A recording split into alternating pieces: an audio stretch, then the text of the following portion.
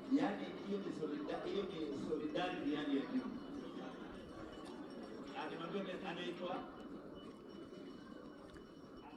25 laps. We shall be watching this athlete making going around for 25 laps. Remember, these are live scenes from the Nyayo National Stadium, where national championships and trials for the Commonwealth Games are happening. It has been another brilliant day, full of action.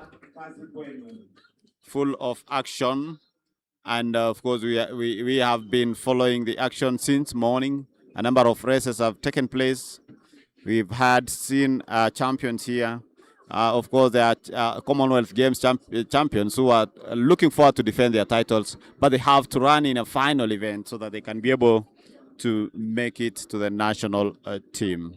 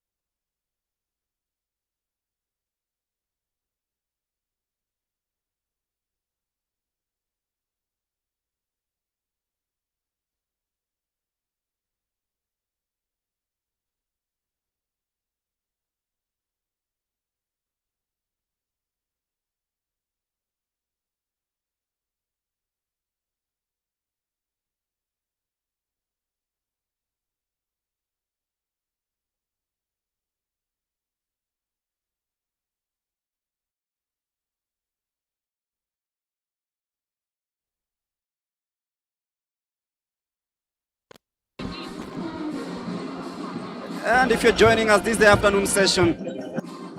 And this is the first of the two heats in the 10,000 meters men final. And the band making it louder and setting the mood here at the Nyayo National Stadium. And this is the day we know who becomes the national champion over the 10,000 meters. A very rich field of athletes here.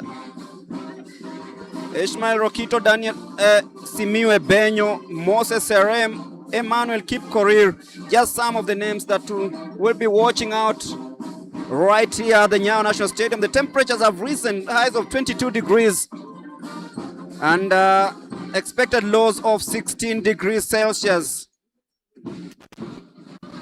It is 18 minutes after 3 p.m. East Africa time.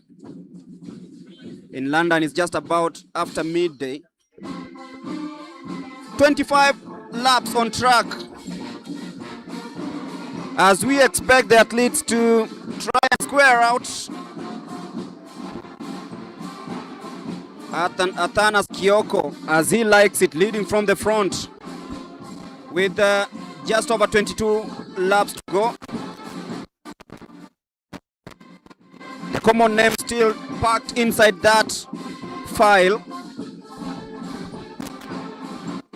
Remember, we'll be having two of these because of the huge turnout. 26 in hit 1 and 26 in hit 2, that is the entry. As Athanas Kioko helps navigate through the fourth lap of this race. They've done it at around 4 minutes 46 seconds, so it's well within the parameters. And we expect the race to be getting even tighter as the laps wear down.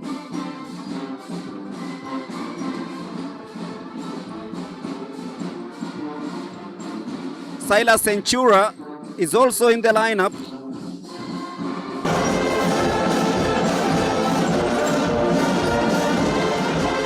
Kipkoech is also here, so this is quite a rich field and we expect quite some tough action right here at the Nyayo National Stadium. So if you're joining us, this is the 10,000 meters heat number 1 of the final.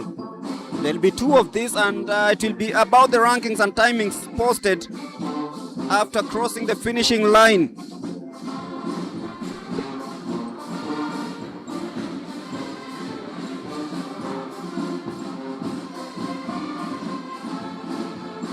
Milkin Wangeshi is also here, so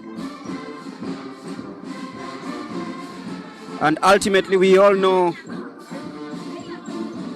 what prize is at stake: a chance of becoming a national champion and of course booking that ticket to the Commonwealth Games.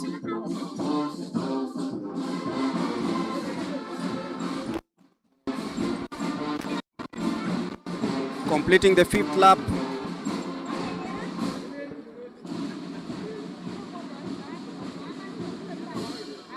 Evans Mayaka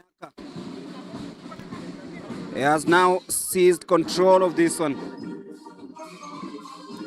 We all know it's still very early, but then this race promises fireworks because you look at the number of the entries, very impressive, and of course we'll be having those discussions of how Kenya can reclaim supremacy on the global stage. So Mayaka, 19 to go.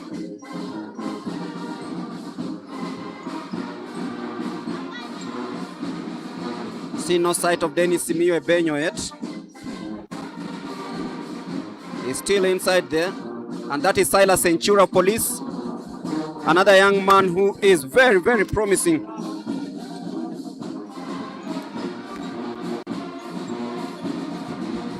He's only 19, but has the potential of becoming a global star, and it might start with this now. Daniel Simiyu on the outside and Silas Centura, the two represent National Police Service.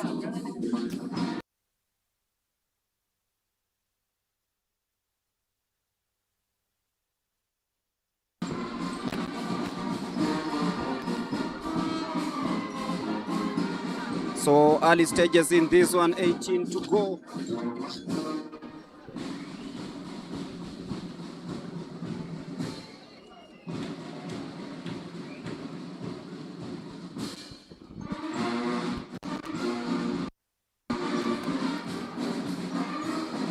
As we wait to see who will be reigning supreme in this one, as we earlier stated, Kioko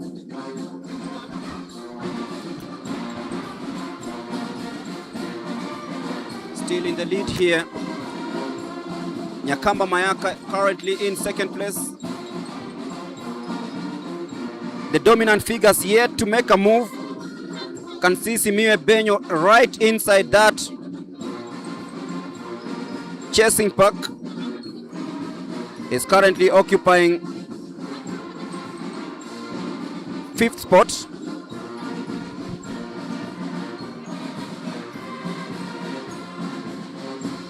Of course, him and Centura, that will be a tight contest, and as you can see, it's slowly shaping up.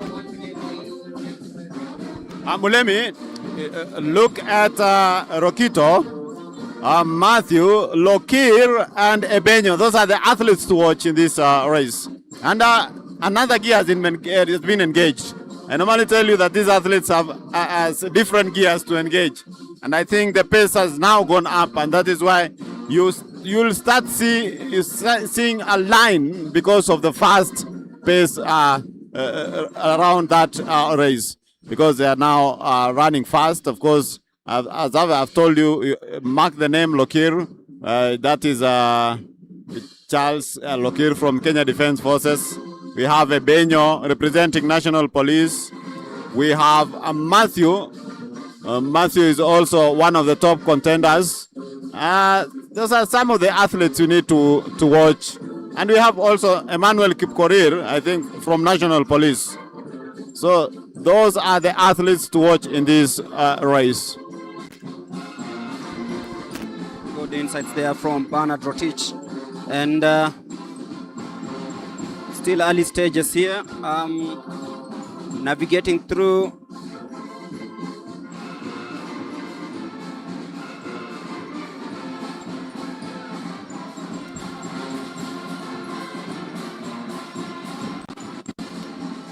after 8 laps. Done 10 minutes 40 seconds.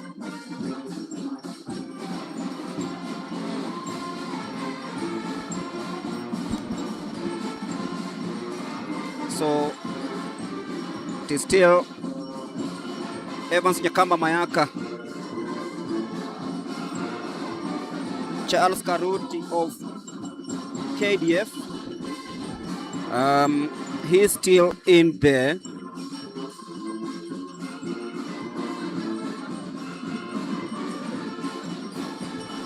You can tell that this stiff competition will go on and on and on and on.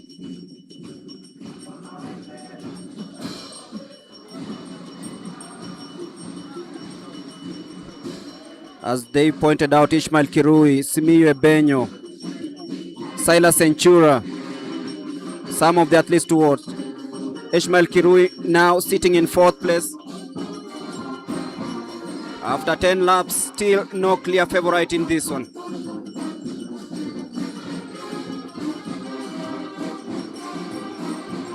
And you can clearly feel the field is getting hotter.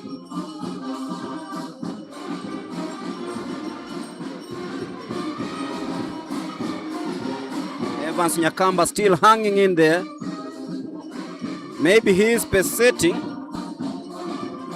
Matthew Koech in 2nd place currently. And you will be witnessing some shift in the pace and performance of these athletes.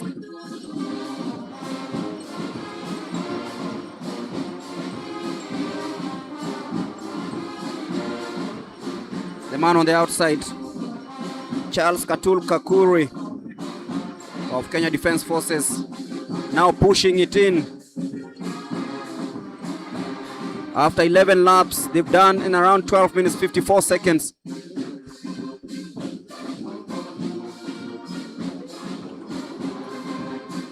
All these athletes are very technically gifted.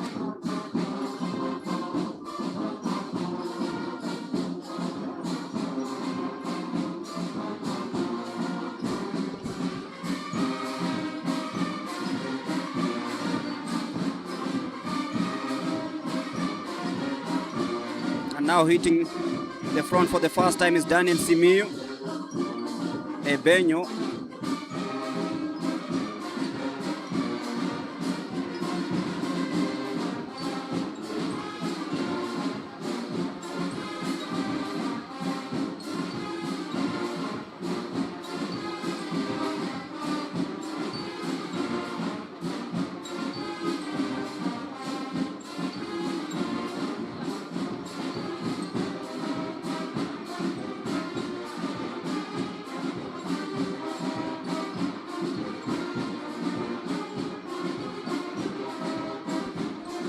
Simiyu always likes attacking from the front.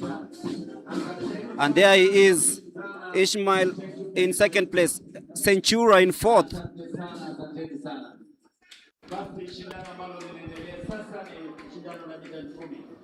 The leading current leader here is none other than the reigning African champion, Kevin Chetam, taking the lead. In that park we have Ismail Kirui. There's also Ebenyo is there. There's also Welcome Kirui is there. So Kevin Kipsang, Simiyu Ebenyo, Centura, Ishmael. It was not a fluke. I'm here and I want a ticket to represent Kenya in the Commonwealth Games. So Kevin Kipsang, the 20-year-old, Silas Centura, 20-year-old, they're all there.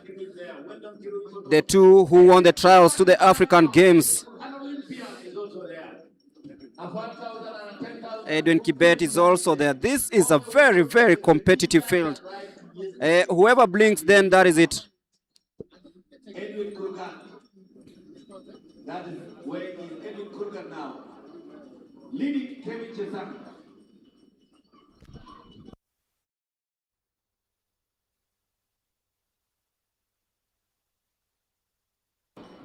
Remember,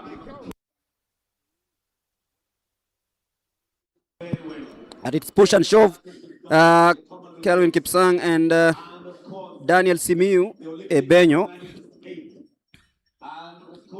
Silas Centura, of course, one of the contenders, is also in this leading pack. We're doing 13 laps, so actually it is 14. Now Daniel Simiu Ebenyo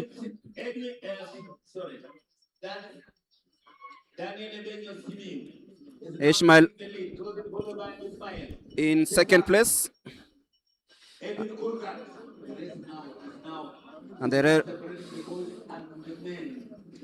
race opening up slowly. Mulemi, we have a diaspora athlete here, Edwin Kurgat. Edwin Kurgat trains in Colorado, no, not Arizona, Flagstaff, Arizona, in the US. So I think he is in the same management with Sharon Lokedi, the Boston Marathon champion. So you can see the race has now gone to another level. We have about 9 athletes stacked together, exchanging leads there. Kevin Kipsang, Ishmael Rokito. Kevin Kipsang and Ishmael Rokito Kipkurui, they are training mates in Baringo, that is in Sinonin, El Damaravin. And of course, you can see, of course, Simiu trying to fall back there, but you know, Simiu is an athlete who does a lot of calculation. He is planning something now there. He's retreating. It's just like a police officer in a war. So these guys are going to be, they are going to be brutal in the last 5 laps, and you'll see the pace going up. Of course, those are live pictures from the Nyayo National Stadium here in Nairobi, where we have the national championships and trials for the Commonwealth Games. Remember, Athletics Kenya is set to select a number of 49 athletes who will represent Kenya at the Commonwealth Games in Scotland. So this is part of the trials, and of course Kevin Chesang there leading and comfortably in that pace. Remember, he's the Africa champion, and followed by Rokito. Rokito is a former world under-20 cross-country champion, and he has also been doing 10,000 meters races. At the Tokyo Championships, he missed a medal narrowly by finishing in 4th position in the 10,000 meters race. 400 meters hurdles men finalist hapo kesho. And just under 9 laps to go. Still Kevin Kipsang still leading the way, the African champion. It is Kevin Chesang, Silas Centura, Daniel Simiu Ebenyo, Ishmael Rokito. Such a rich field. Moses Murimi Mungashia is also a name to watch out for, because he's still in that leading pack. Silas Centura and Chesang, they know each other very well, the 20-year-olds, and they know exactly what to do. Ishmael Kirui, also another name to watch. Daniel Simiu Ebenyo now in 6th place. Centura taking the lead for the first time. 8 laps to go in this one. It's getting hotter, getting faster, and of course it's getting even better. And if you're joining us, we are live from the Nyayo National Stadium. Silas Centura just showing them that this is my yard at the moment. But is it all about that, or how they're going to maintain and navigate through this? Ishmael Kirui now on the inside. Centura of Police. His compatriot Daniel Simiu Ebenyo. And the pace is getting faster, and you can always tell there's something special about to happen. They exchange bottles of water at this stage, because they know this is the most crucial stage. Daniel Simiu Ebenyo, he tripped and fell. And the race continues.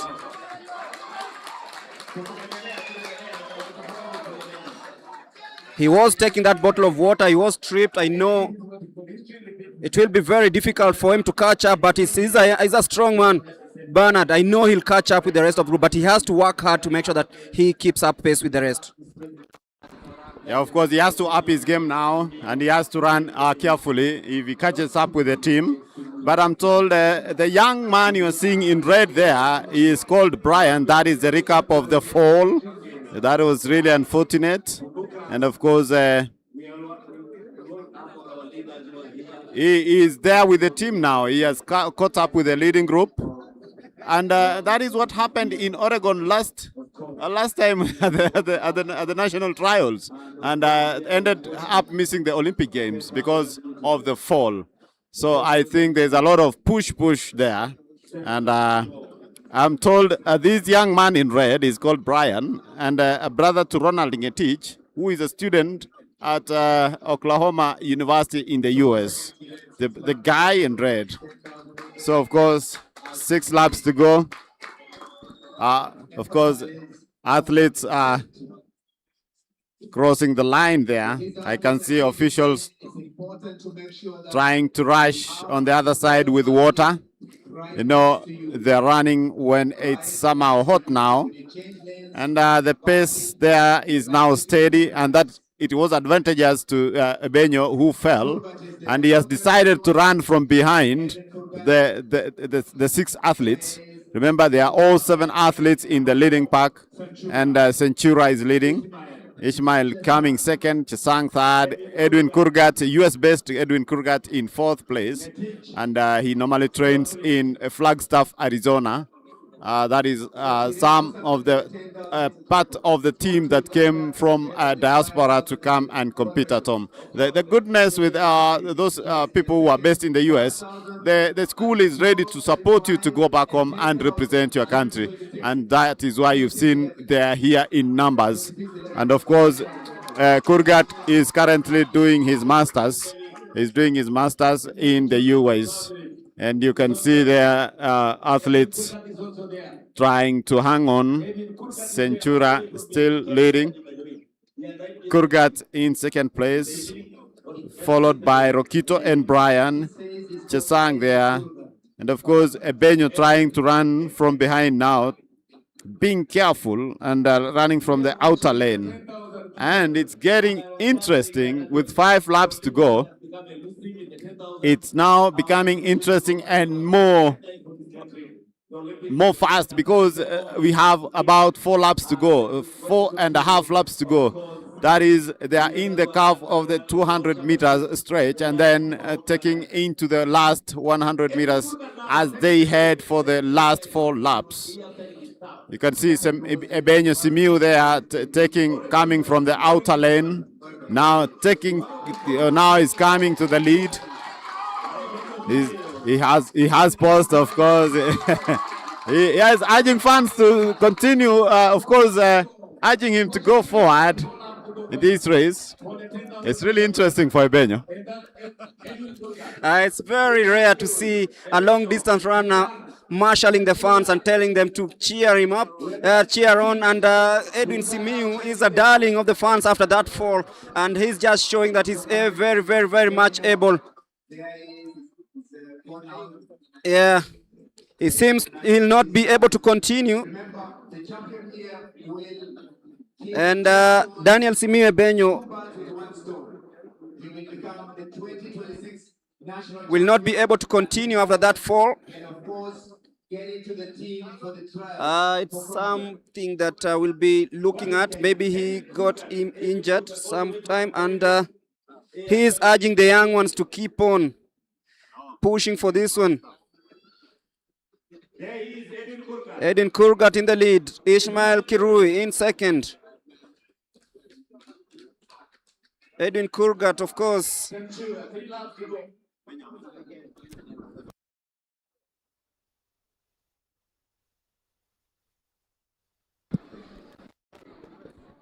So Edwin Kurgat, the US-based athlete, as they've sliced the rest of the field, and it's now down to 3.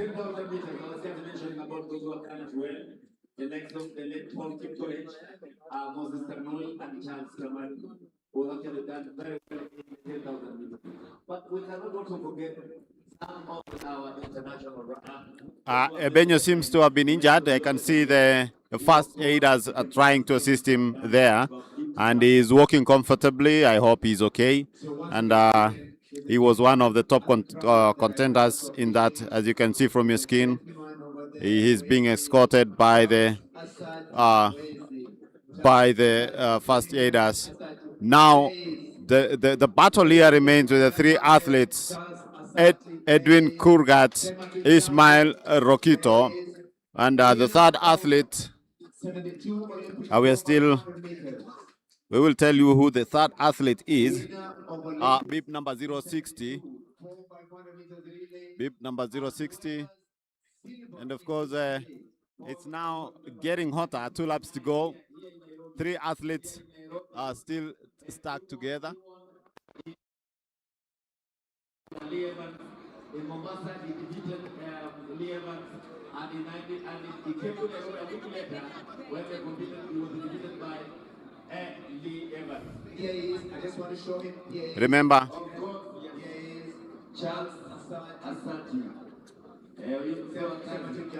Remember, those who are going to be selected in this event are going to represent Kenya at the Commonwealth Games in Scotland.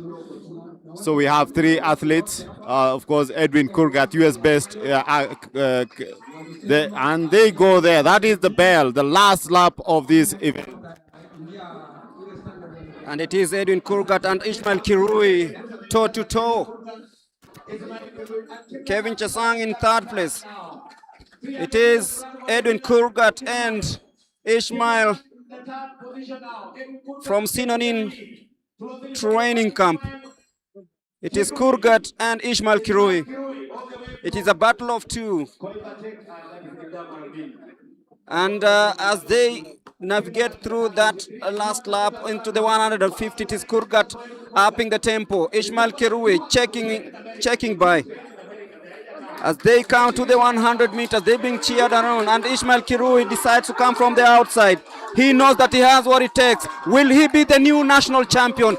Yes, he will be, because he has the stride, he has the zeal, the endurance, and everything. And you have Ishmael Kirui winning the first heat of this 10,000 meters, 28 minutes, 28.43 seconds. But he will have to wait to see what happens in the second heat of the final, because he is well in. Edwin Kurgat, straight from the United States, finishing 2nd. I can say both were US-based before Ishmael Kipkurui decided to come back home to concentrate and become a professional athlete, because he is the 2025 NCAA national champion in the 10,000 meters. So that is Ishmael Kipkurui winning that race in style. As you can see from your screens, that was a very fast race there, clocking 28:43. That was really fast. Commonwealth Games in Scotland. That is the 10,000 meters. That is the tough. Ishmael Kirui, of course, the last year's winner in the NCAA championships, and coming home to win the first heat of the 10,000 meters. Of course, there are 2 hits in this one, so we yet to see the other one, and it will be very interesting to hear what they say. Salah Centura, of course, finishing in the top 5 also, but then we will be crossing over to the track, to the mixed zone, because Edwin Kurgat and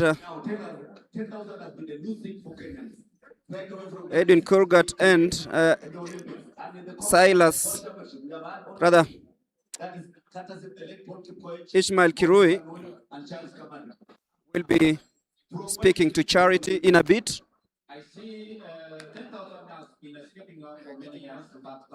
As they are getting ready for the second course of this 10,000 meters, you can see the Athletics Kenya Youth Director Barnaba Korir, who is also the senior vice president, National Olympic Committee, having a tete-a-tete with team officials, friends, and athletes here at the Nyayo National Stadium.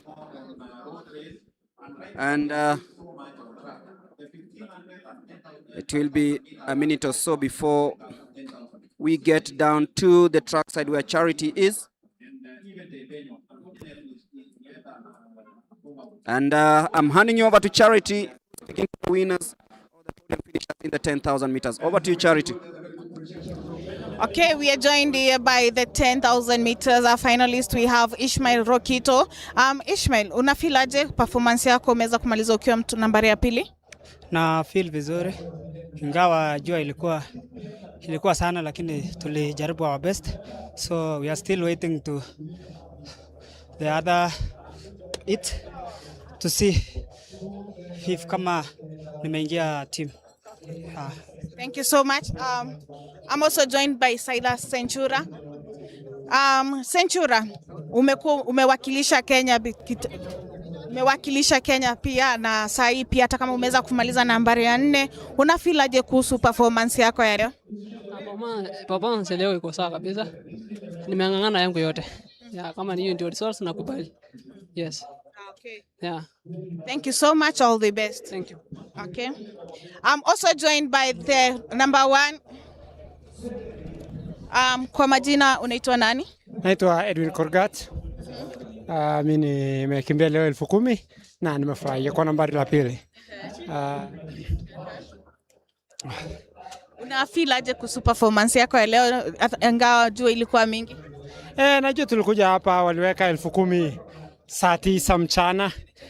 In reality like hapo ni 10,000 inahitaji saa zile labda asubuhi kabla ikuwe baridi, kabla ikuwe joto sana, but ilikuwa sawa, nilifurahia. Nilipokuwa kule nilijua kuna hits 2 na nilijua ilifaa tujaribu tusukume masaa kidogo.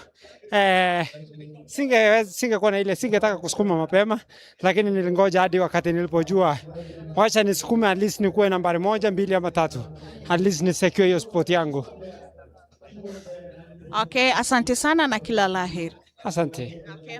That was Edwin Kurgat who took number 2 in the 10,000 meters, and then we have former under-20 world cross champion Ishmael Rokito taking the first place, and they're hoping that they will get a nod from the panel of selectors for them to be able to make it to Team Kenya. Over to you as we continue with the next race.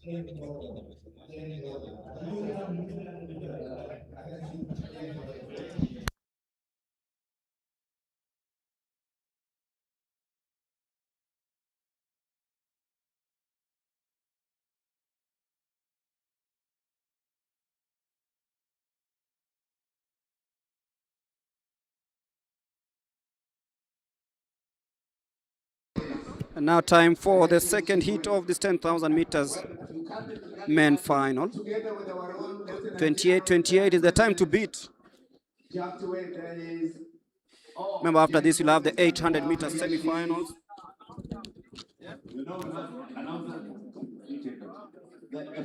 Before having the decathlon 1,500 meters, including the 4x100 women semi-final relays, and the 4x100, 4x4, both men and women completing the day with the 4x100 mixed semi-finals.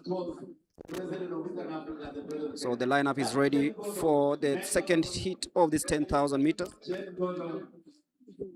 So once again, I'm with Pierre here, former 5,000 and 10,000 meter runner. Which year did you run Jen Bodo? In the 90s? In 1982. For 21 years. So we are ready for action. Another 25 laps, one winner. And the time to beat is 28 minutes, 28 seconds set by Ishmael Kiru in the first hit of this final. So they'll have to run faster,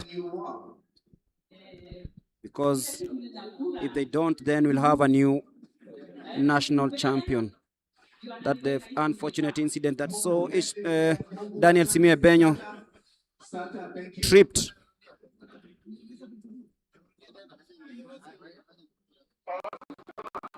There are a couple of athletes to watch out for here in this second hit, and there we go.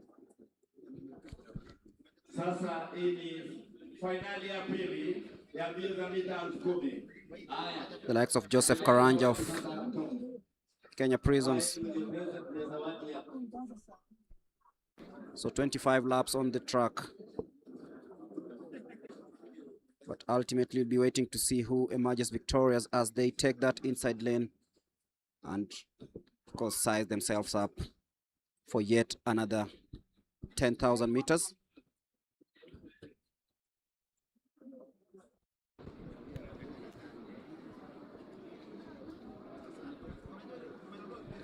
This is a race that promises good tidings. Remember, the winner in each category earns 25,000.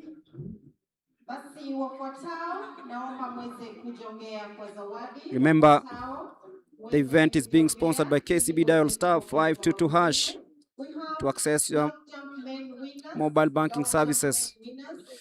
And if you don't have the KCB mobile app, you can actually download it on your iOS or Android and conduct everything at the press of a button. Position 1, we have Faith Kipsang, Jeff Kemboi from KDF. Position 2, we have Maureen Wafula from Prisons. And at position 3, This we is have Margaret quite slow, from KDF. and we'll be hoping that it gets faster as the race wears down. Likes of Boniface Keter, Peter, Shadrach Koech, Weldon Kipkuru Ilagat of Police. So once again, ladies and gentlemen, Some of the big names to watch out to. 2 finals for the 10,000 meters. Maybe they'll try and make or create some history here. Huge number of athletes for the 10,000 meters. DJ.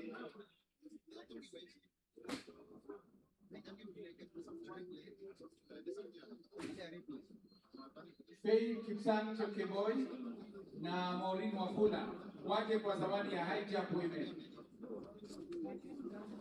That's the final call. A couple of more races coming up, including the 800 meters men, the semi-finals. Baada ya mita 10,000 tunakwenda mita 800 semi-finali wanaume. Baada ya mita 10,000. But at the moment, it's all about lining up yourselves for a great race. And this time round, the 10,000 meters final has 2 hits. We are doing the second one, 23 laps to go. They've done 2.5. Umeona tumekuwa na finali mbili za mita 10,000. Kenya ina wanariadha wengi sana.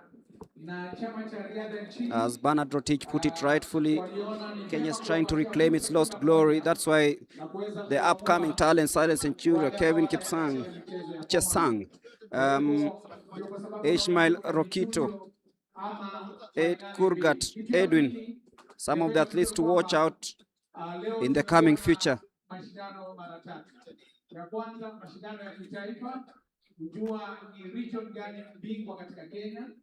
Ya pili, tuko na mbio ya majaribio kuchagua timu ya Kenya ambayo itatuwakilisha katika michezo. Still a packed field here. Na ya tatu na muhimu, Weldon Kipkuru Ilagat of Police, right in the middle. Washindi wa mashindano haya na nambari 1 anapata 25,000 hadi nambari 8. Kwa hivyo Titus Waithaka, the man also navigating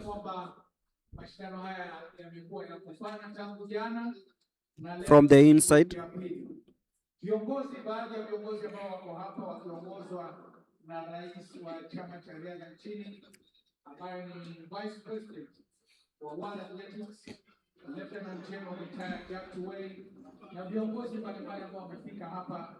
Tunawashukuru kwa siku ya pili kuweza kuja kushuhudia mashindano haya, na kumbuka mwananchi mtukufu, mashindano haya yanaendelea hadi kesho ndio tamati, ambapo tutajua timu ya Kenya ambayo itatuwakilisha kule Scotland. So 21 laps to go. They've done 4 and still it is very tight up there. 800 meters. 800 meters, men and women. To go to the call room. 800 meters, men and women. Head to the call room. Participants for 800 meters to go to the call room for the semi-finals of the 800 meters. DJ.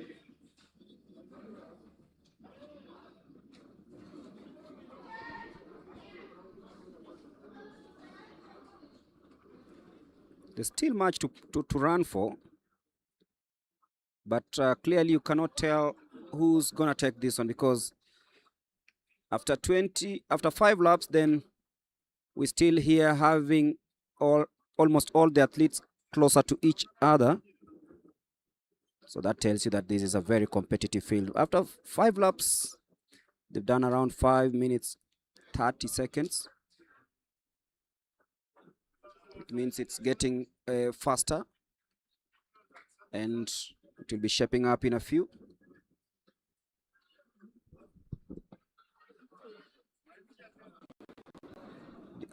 Despite the cold weather, they'll have to ensure that they quench their thirst.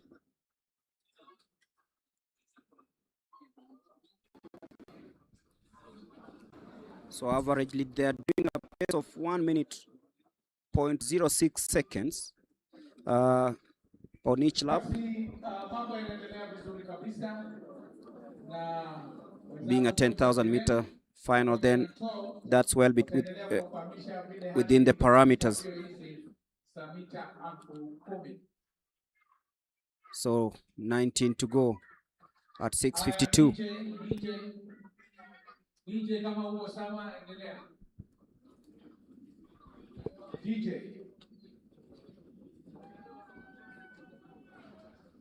Already you can feel the tired legs dragging way back as the more prepared ones try do something and keep up the pace. As you can see on your screens, Bethwell Kipsang of Central Rift currently holding that lead. It's going to be a packed one, because right now there are like 7 athletes trying to separate themselves from the rest of the pack, and the rest of the field will try and chase them up. So Bethwell Kipsang, born in 2002, he will be trying to hold on the lead.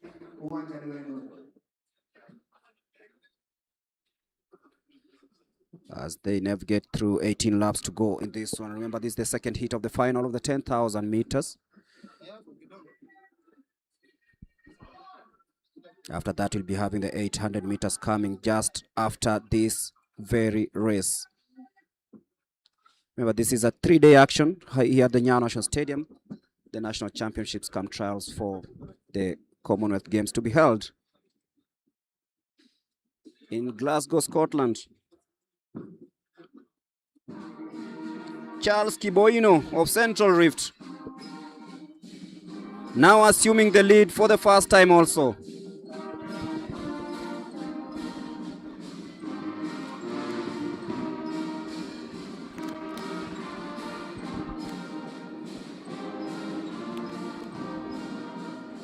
Also another 20-year-old, ensuring that his name is up there. And from South Rift,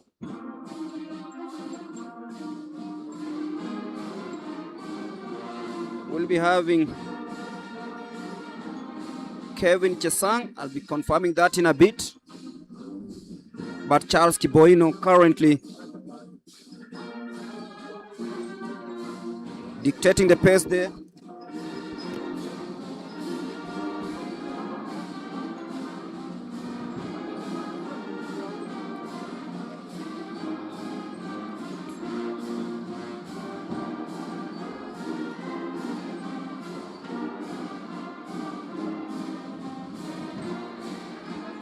With 17 left in this one, Charles Kiboino still trying to see if he can position himself well.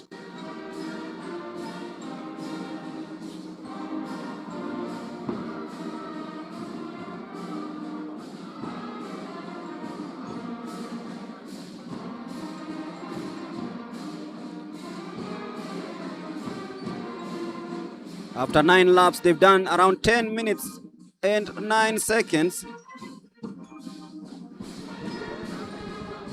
And that tells you that this is a race that is very, very, very hotly contested.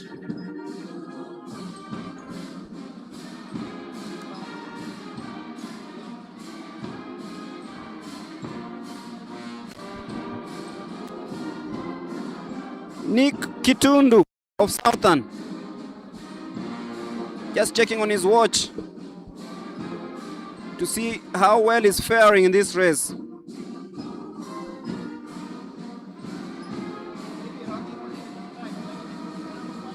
It has slowed down a little bit because they'll be doing around 11:40 after 10 laps. So it is slowing down a little bit. That's Kitundu checking on his clock. Yeah, they've done it at around 11:20.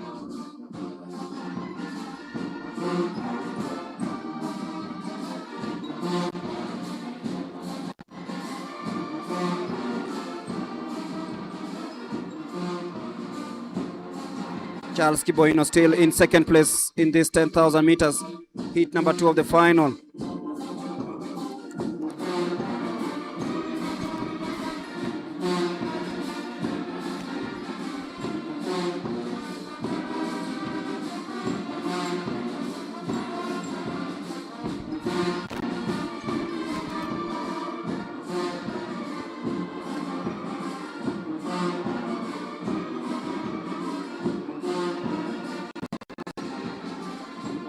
It's always pop and color when such events happen, with the prisons band entertaining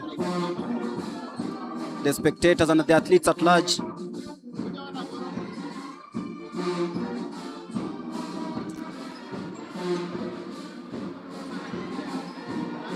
But Kiboino still hanging in there, the 20-year-old who trains at the Sinonin camp. He knows he has a chance of emulating what, or even bettering what his compatriot did in the first heat of the final.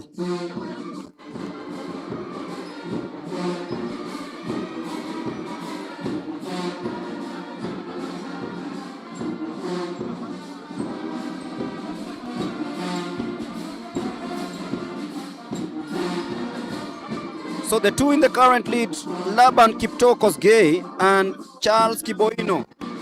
And Laban is now assuming that lead. They're exchanging it nicely with Kiboino Charles. Wait to see if that's gonna come and become the story after all.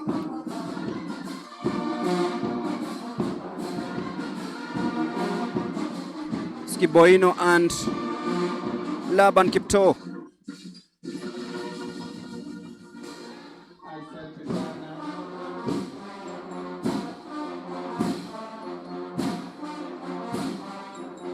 Also watch out for the man from Western, Abraham Kemei. He is hanging in third place. Laban Kiptoo wants to quench his thirst. Will he get there? Yes, he does. Abraham Kemei still in third place. Charles Kiboino in second place. And of course, being led by Laban Kiptoo, Abraham Kemei in third place.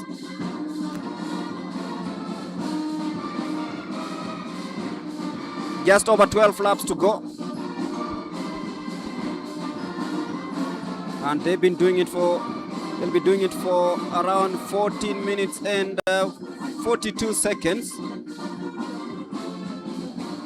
It's getting faster. The field is separated, and now you can feel the heat, and you can feel that everyone is lining themselves up for the next attack.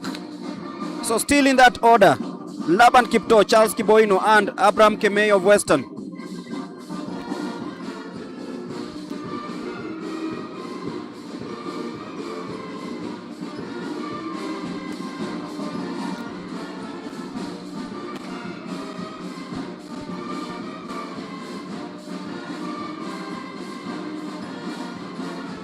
So we are halfway in this race, and it was done in 14 minutes 20 seconds. So projecting around 28 or 29 minutes. This one. Remember, Ishmael Kirui won the race in a time of 28 minutes 28 seconds. So they are well within the timings. And Laban Kiptokos Gay, they've taken this lead way too early, because it's almost half of the race remaining, but seems like they've decided, let's go for this.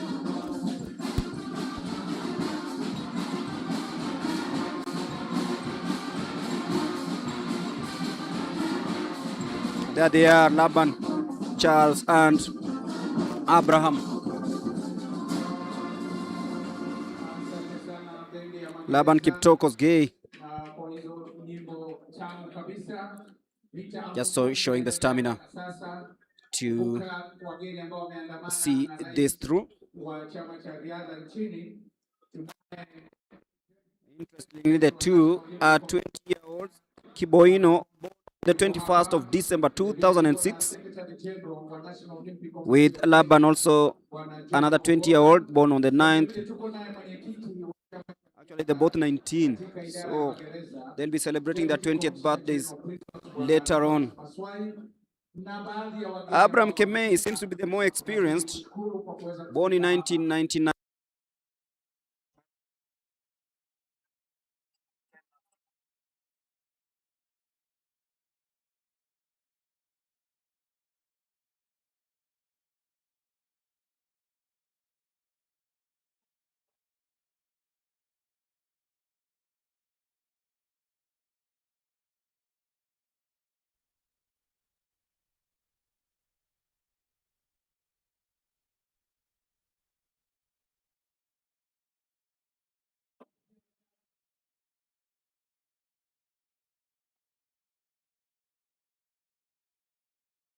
Here, all the technical officials, the national championship. 7:30, we should all be here at Nyayo National Stadium. Na vile vile wachezaji saa 3 kamili tunaanza. Remember, this is a World Athletics accredited event, sponsored by KCB. Dial star 522 hash to access your mobile banking and other services. Also, you can download the app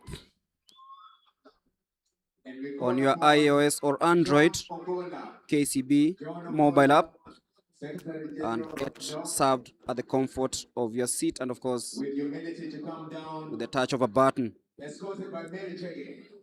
Laban Kiptokos Gay, born on the 9th of June, actually just celebrated his 20th birthday. 19-year-old Charles Kiboino, 21st of December 2006 is when he was born, so he'll be turning 20 later on in the year. But the two youngsters now leading the way, Kiboino and Laban Kipto. Thank you. 1 minute. Asante sana, upesi. Wafuatao ndio wamefuzu kwa fainali ya mita 200 wanaume. Maxwell Chigiri atakuwa katika leni ya kwanza wa Nyanza North. So the young man Charles Kiboino now assumes the lead, the 19-year-old, trying to stretch that distance between him and Laban Kipto. 8 laps to go. He is going down the track like he's just started.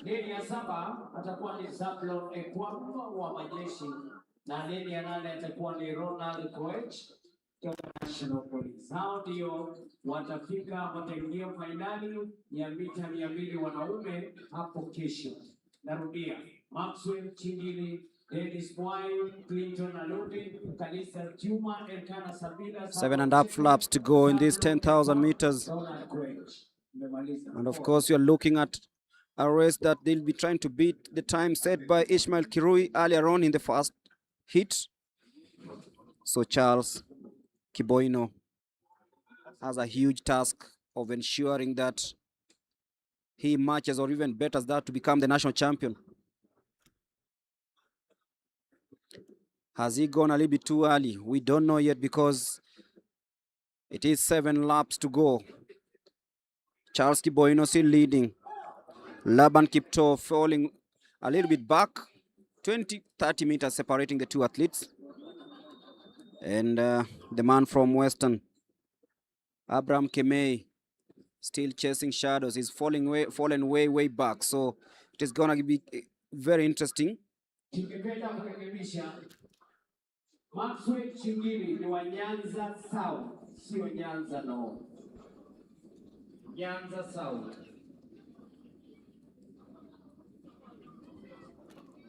So Charles Boino, the 19-year-old, you can feel that he still got the energy.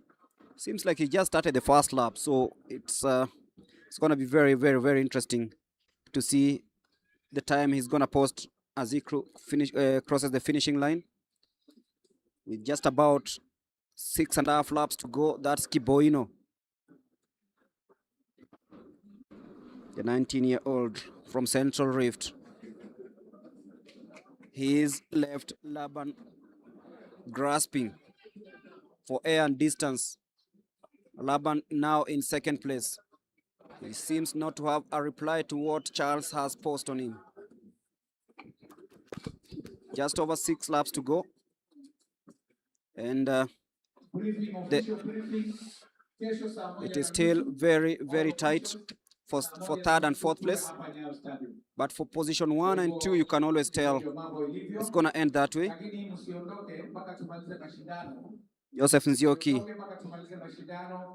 still struggling there. He's been lapped by this young man who is running a race of his life here. Officials wote wanatakana hapa for official briefing na wachezaji saa 3 kamili tutaanza shindano la kwanza. So once again, Steve, thank you.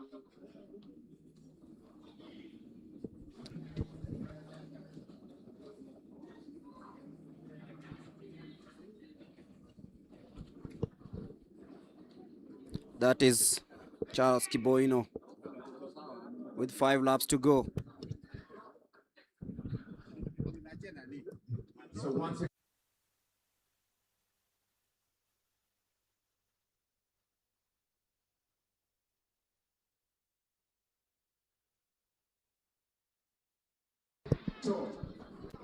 Charles Kiboino. from Prisons.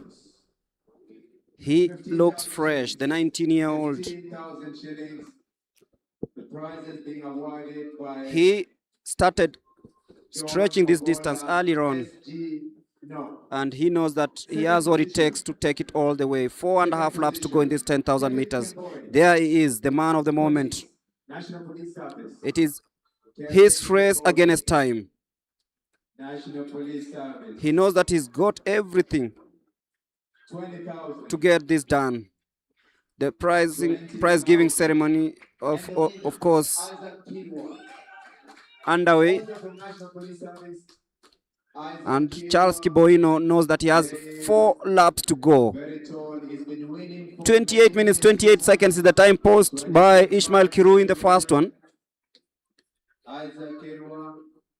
Edwin Kurgat came in second in that race, but right now it's all about Mr. Ogola, escorted by Mary Charles Kiboino. Athletics Kenya, Nairobi. A photograph, ladies and gentlemen, photograph. Who actually decided, this is my race, this is my yard, I'm gonna take it all the way. A good photograph. Very good. He's being cheered on Now, as he has just about 3.5 laps to go before completion of this race. Many years to come. There is Charles Kiboino. Asante. Laban Kipto in a distant second.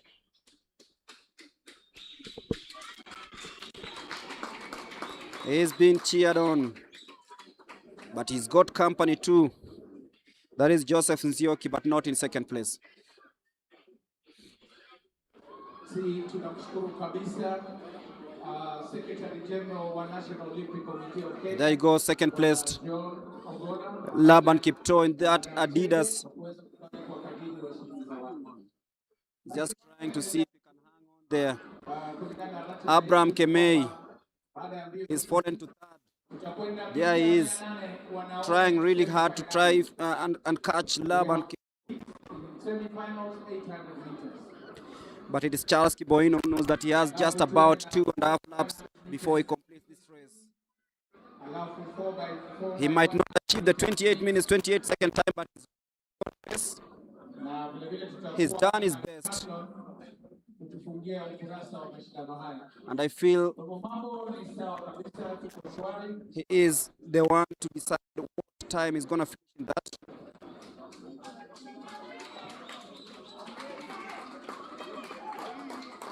And now with the 2 laps to go, Charles Kiboino knows he can do this. Cross that with 26 minutes. He has to work hard to ensure that he beats Ishmael Kirui's time. Will he?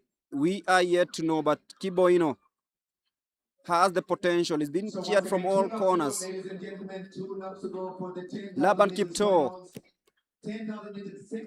in second place currently. Semi-finals number 2. There is Kiboino. Seems to be grimacing a little bit, the 19-year-old. Second semi-finals for 10,000. Remember, after this, we'll be having the 800 meters, and this is proudly sponsored by the Kenya Commercial Bank. KCB's dial star 522 hash to access the mobile services and download the mobile app KCB M-Banking as Kiboino hits the bell at 27 minutes 16 seconds.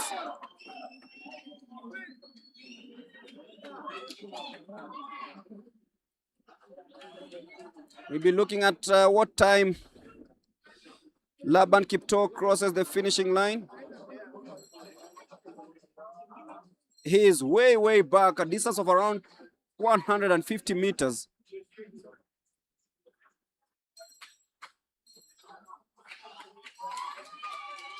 Abraham Kemei currently in 5th place.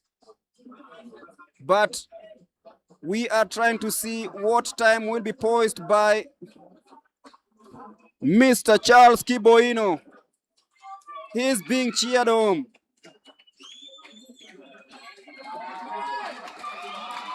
He is coming home as a hero.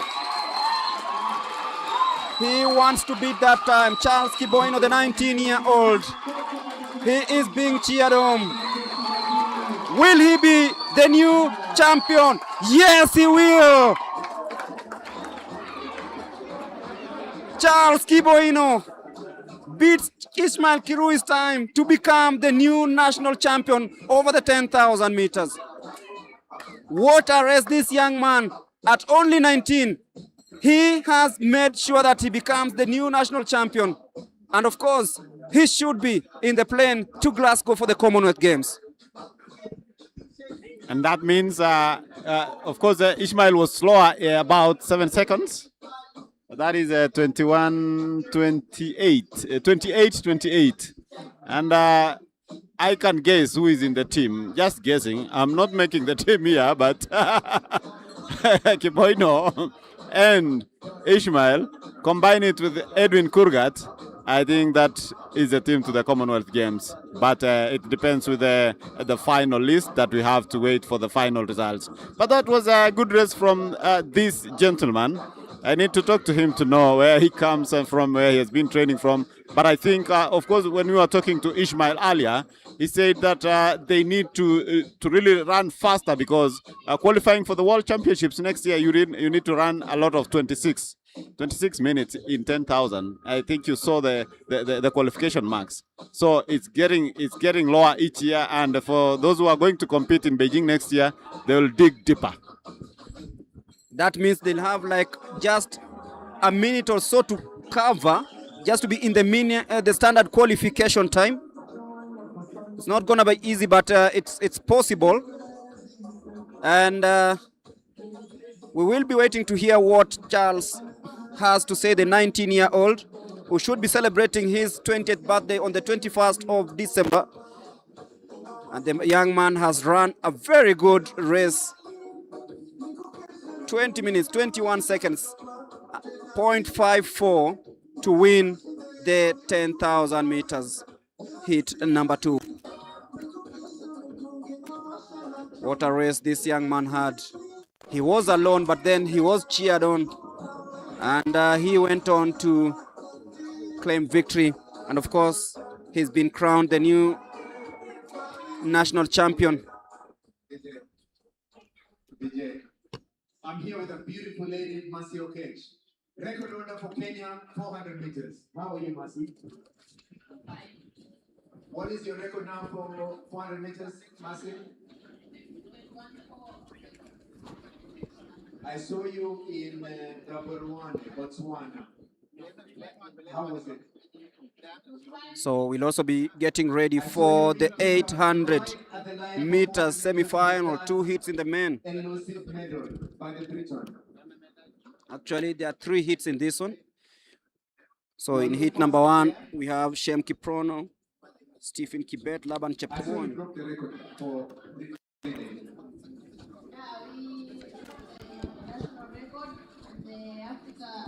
We have Kevin Kipkoge, Cornelius Tuwei, William Loshuria, Gibson Kimutai, and Shadrach Kipngetich.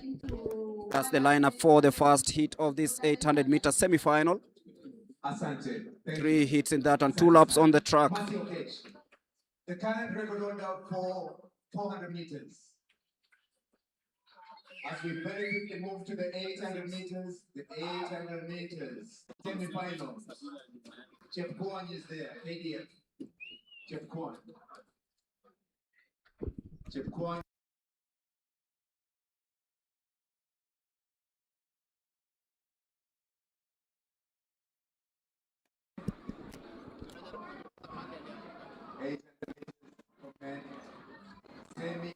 Quite a packed field in the 10,000 meters. Odinga Nyayo Stadium, Odinga. Tafadhali Odinga Nyayo Stadium.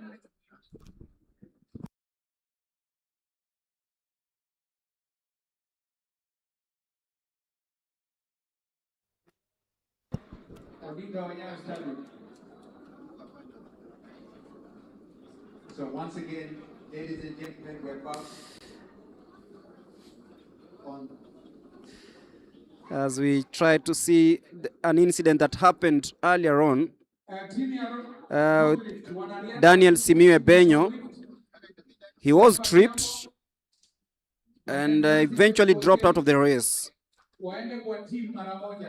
But the 800 meters men's semi-final heat number 1 is just about underway.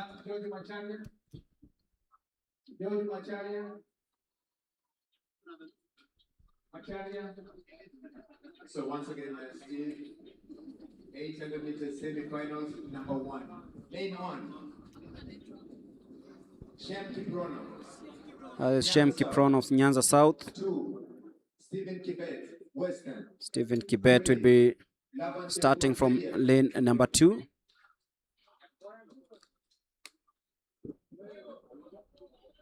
There's Kelvin Kipkoge. 5. Cornelius Tuwei. Eastern. William Loshuruai, NYS. 7. Gibson Kimutai, North Rift. Gibson Kimutai, put up your hand. We identify you. Thank you. 8. Shadrach Kipngetich, Central Rift. There we are. First of 3 semifinals. Starter.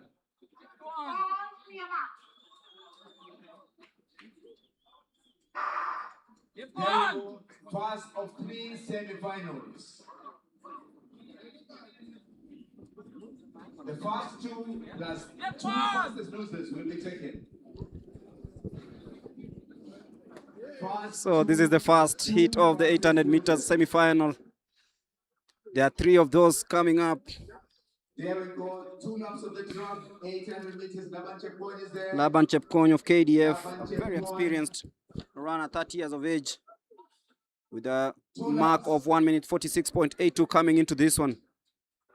1 and 2 automatic qualification. And he will be trying to see if he makes it to the final. Kelvin Kipkogei of Central Rift. But Laban Chepkwony knows that he has what it takes. Kelvin Kipkogei in second place at the moment. Plus 2 fastest losers. Cornelius Tuwei, Eastern, in third position. Cornelius Tuwei in third, but then Laban Chepkwony is there. pushing it harder. Cornelius Laban Chepkwony, the 30-year-old from KDF. KDF. Cornelius Tuwei of Eastern trying to come from the outside. Also is Kelvin Kipkogei. Kipkogei trying to ensure that he keeps Chepkwony in check. And the man from KDF will be winning this one. 1 minute 45.69 seconds. An official, of course, will be confirming a bit. But quite an improvement from what he posted earlier on, 146.82, so 145.96, 69, sorry. For the 800 meters men. Is the time posted by the man from the Kenya Defence Forces to win the first heat and book a ticket to tomorrow's final 800 meters.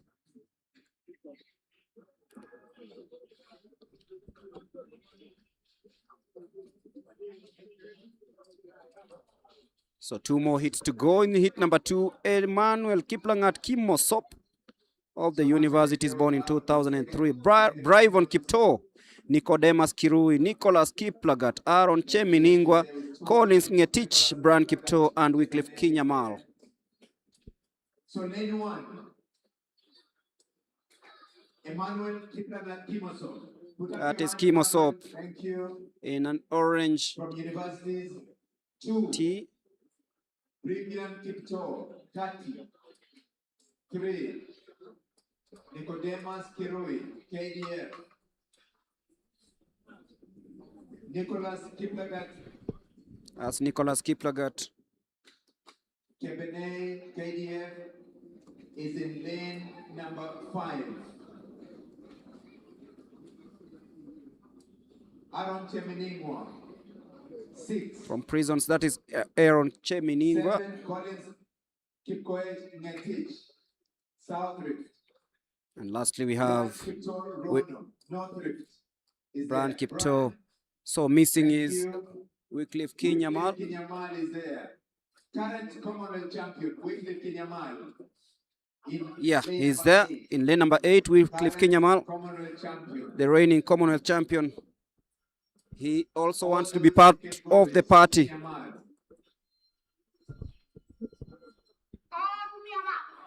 Two laps of this one in the 800 meters as we set out and set off and step out. It's getting interesting on the track.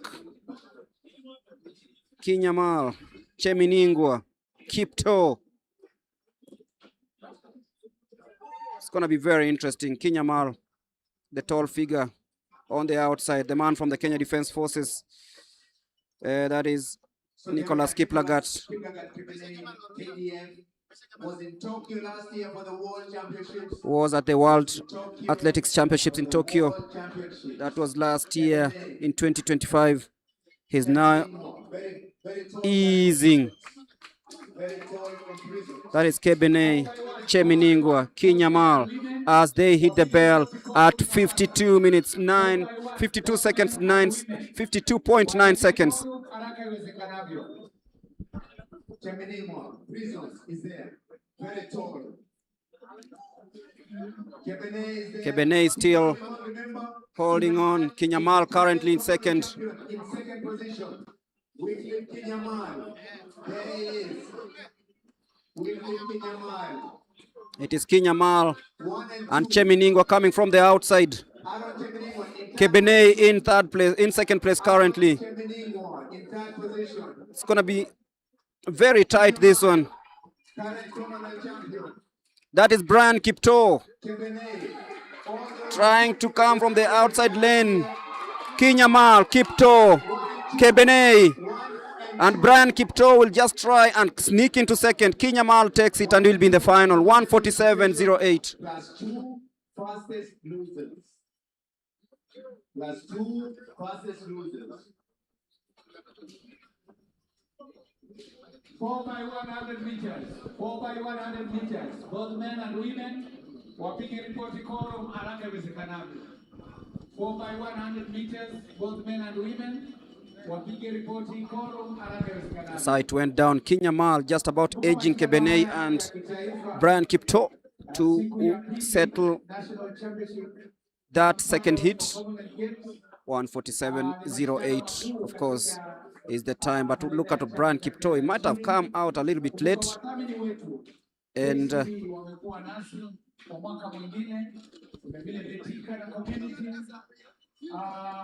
wamekuwa nasi Athletics Kenya ambao ndio waangalizi wa mashindano haya, na kumbuka kwamba mashindano haya ni ya kuchagua timu. So the third and final hit, katika mashindano ya Commonwealth kule Scotland.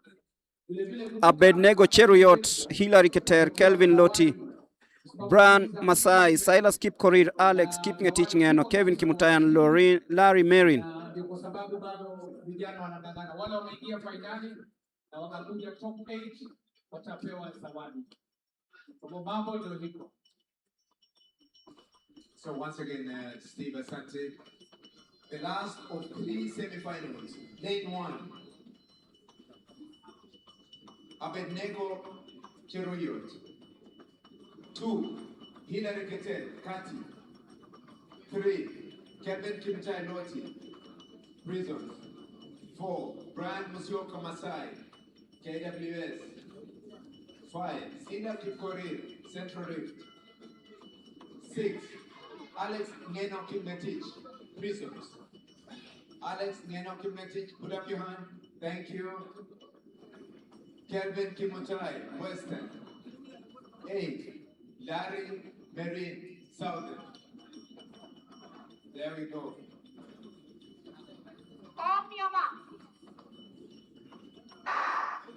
Very good. As we set out the final hit of this semi-final, the 800 meters. 2025, Kelvin Loti.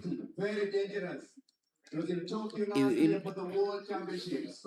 Watch out also for Brian Masai. Had a good race on day 1. The dangerous person there is Brian Musioka Masai. Very dangerous. Hilary Keter, Abednego Cheruiyot Balway. 1 and 2 automatic qualifications. 1 and 2 plus 2 fastest losers. That is Kelvin Kimutai. Loti is there right in the middle from Prisons. Musioka in red. Musioka Masai, there is. As they hit the bell, 54. Quite slow this one. Quite slow. Alex Ngeno is there right. Kelvin Kimutai Loti of Prisons. Just trying to come from the outside, currently in second place. There's push and shove there. And there's an athlete who was just tripped. And it's going to be very interesting. Loti, Kelvin, and Brian Musioka, 2 prison guys, are trying to sandwich in between Brian Masai. It is Loti. He's a man in form. Checks over his shoulder to see where Brian Masai is and wins it comfortably, 1:46.75. The second fastest time in this semi-final, and claims a spot in the final tomorrow.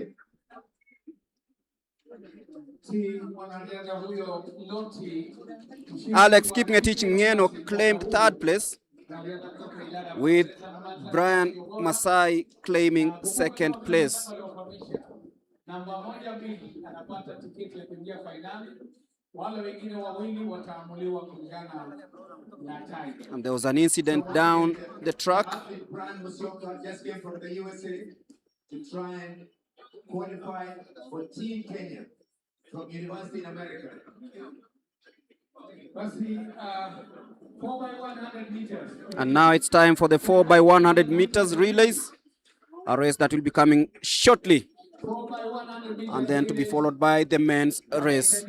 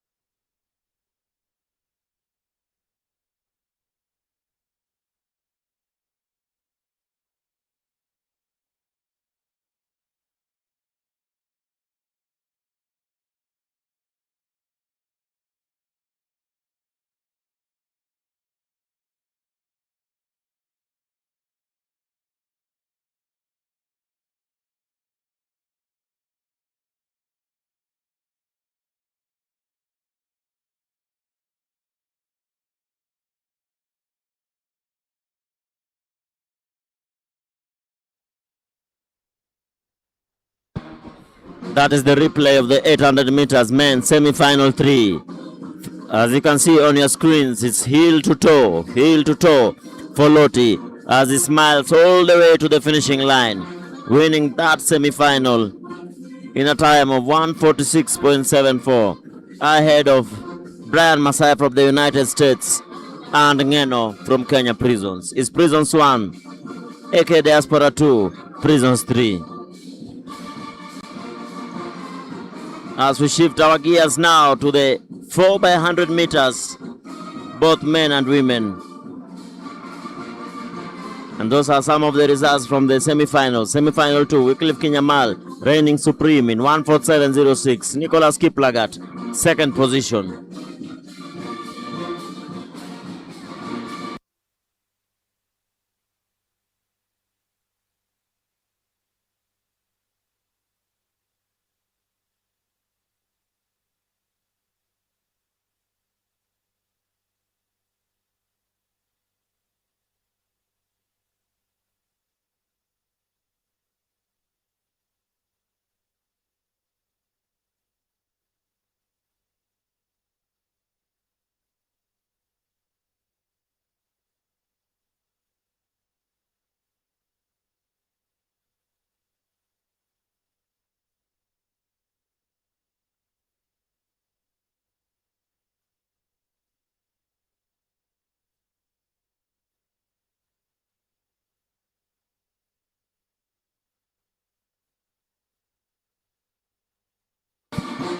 Some of the scenes from the Nyayo National Stadium here in Nairobi.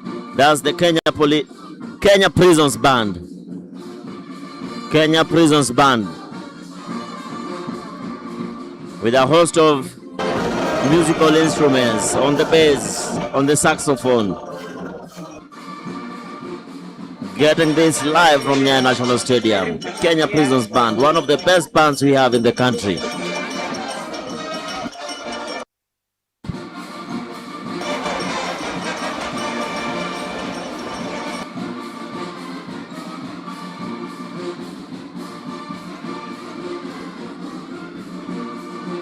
Kenya Prisons Band, one of the best bands we have in the country, doing the entertainment as we wait for the relays, 4 by 100 meters women relays and 4 by 100 meters men relay semi-finals.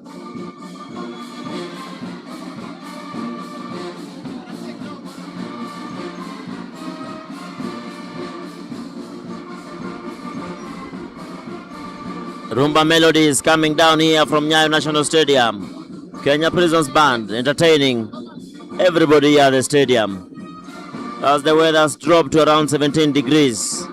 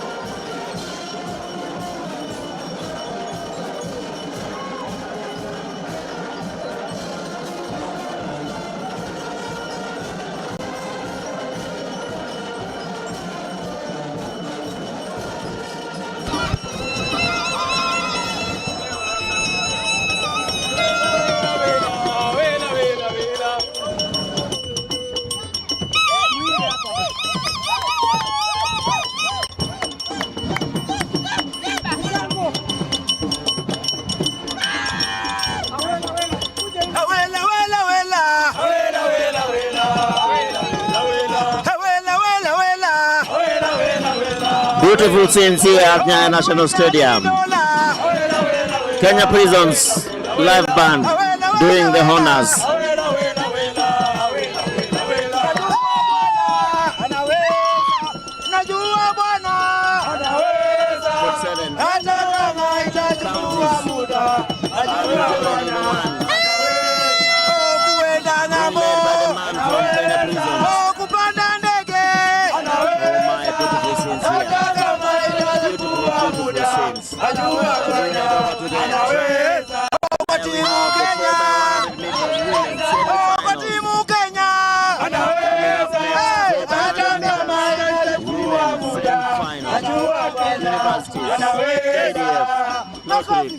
Central and Kati in action for the first semi-final.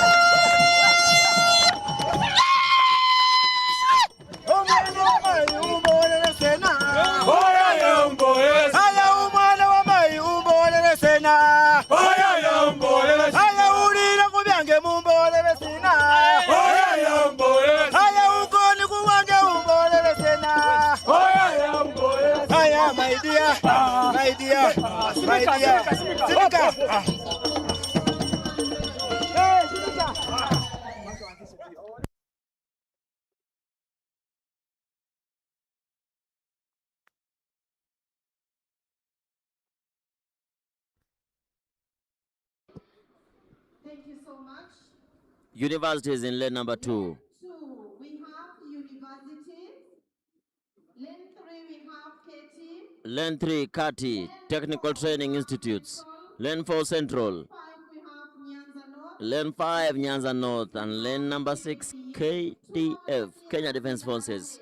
Universities, Kati, Central, Nyanza North, KDF. Dorin Waka, running for Central. Gakenia, KDF. The lanes to watch, lane number 4 and lane number 6, Central and KDF.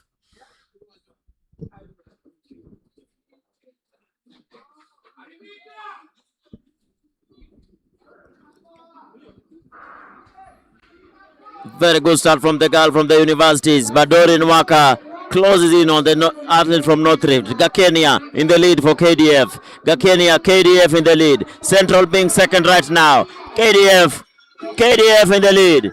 Central, second position. North Rift, third. Behind there, Universities versus Kati versus KDF. Very poor hand over there from KDF, but still in the lead. Caroline Mwende bringing it home. And to the last person now. Anchors now. It's KDF in the lead. Slowing down just to receive the baton. In the lead, KDF. Susan Nyambura, the referee. Central, number 2. KDF wins that one in a time of 47.34 as Central takes the second position, Kati third position.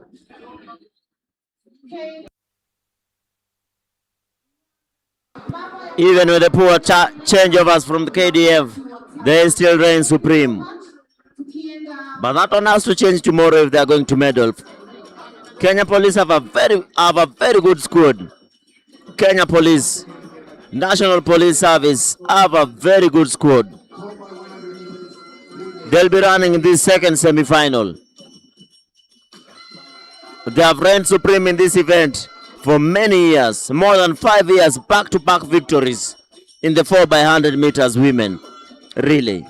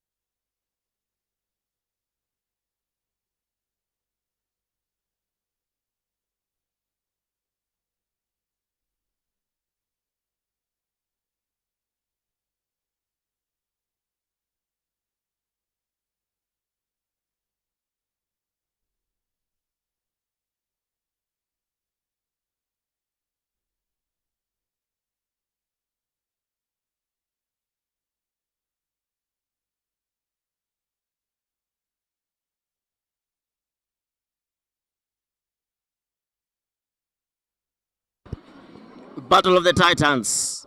Kenya Prisons versus Kenya Police in this second semi-final.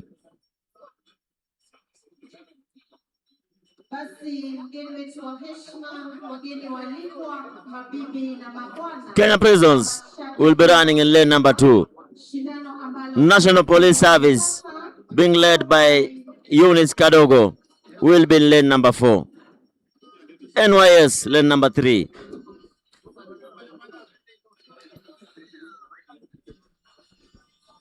Remember, top 3 qualify automatically to the final.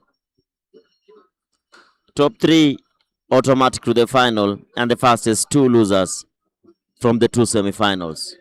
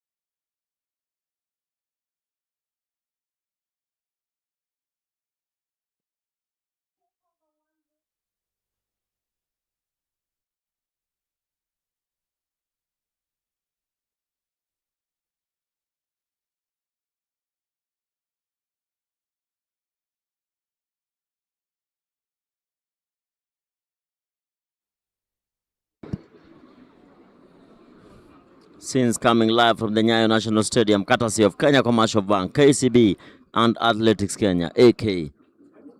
This is the second semi-final of the women 4x100 meters. We're in lane number 2, led by Brenda Masisa from Kenya Prisons. Lane number 3, NYS. Lane number 4, Eunice Kadogo leading the Kenya Police. Let's see, 4 by 100 relays, 4 by 100 relays, semi-final 2.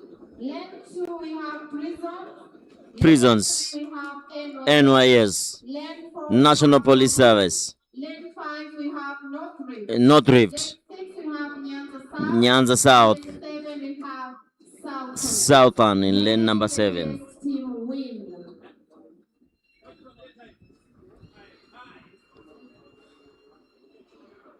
Kenya Police, Kenya's Police, National Police Service that is, versus Kenya Prisons, KPS, in this Battle of the Titans. Lane 2, Prisons.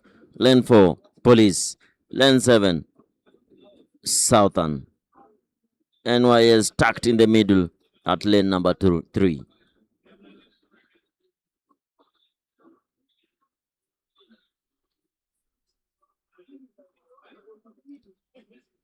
Prisons, NYS, Police. Brenda Masisa just going past the NYS athlete, but Eunice Kadogo have a very good exchange there at the backstretch. It is Police versus Prisons. Wafula closes in on the Kenya Police athlete. It's Prisons now in the lead. Yvonne Masisa for Kenya Prisons. Prisons in the lead. Prisons, Police. Prisons in the lead.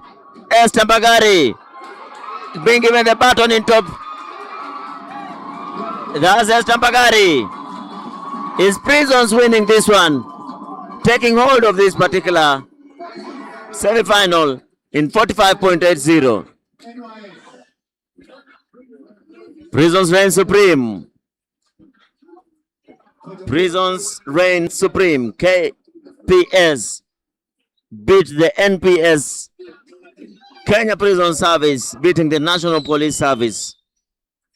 As we move over to the men's semi-finals. 100 meters men. Semi-finals. Kenya Prison Service have beaten the Police Service here in the second semi-final.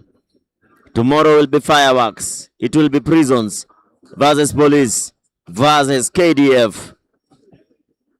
Will the Prison Service dispatch the Kenya Police, or will the Kenya Police arrest the Kenya Prisons, or will the people who secure our borders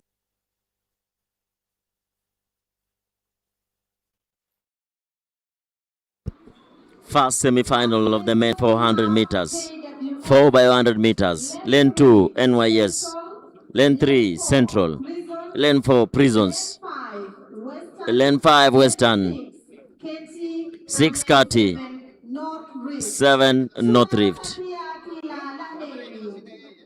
NYS Central, Prisons, Western, Kati, South Rift. Martin Juma leading this particular one for Kenya Prisons. Prisons, lane number 4.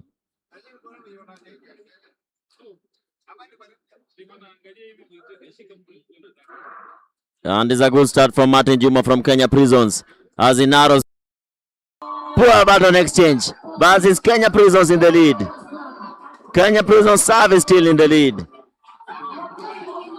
Louis Magaha bringing it home, but Central taking the second position. 40.72, Central second, Kati third.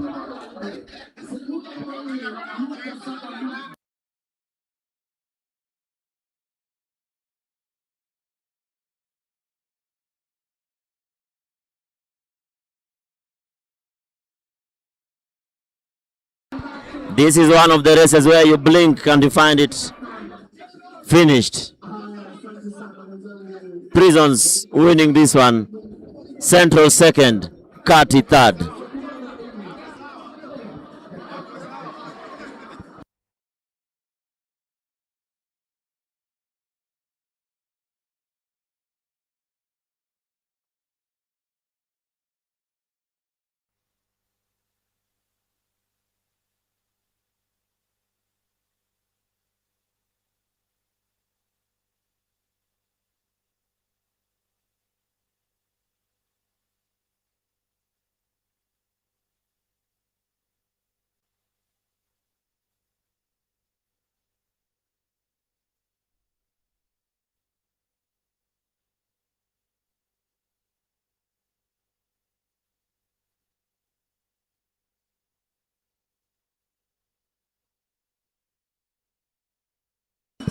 Beautiful scenes here at Nyayo National Stadium.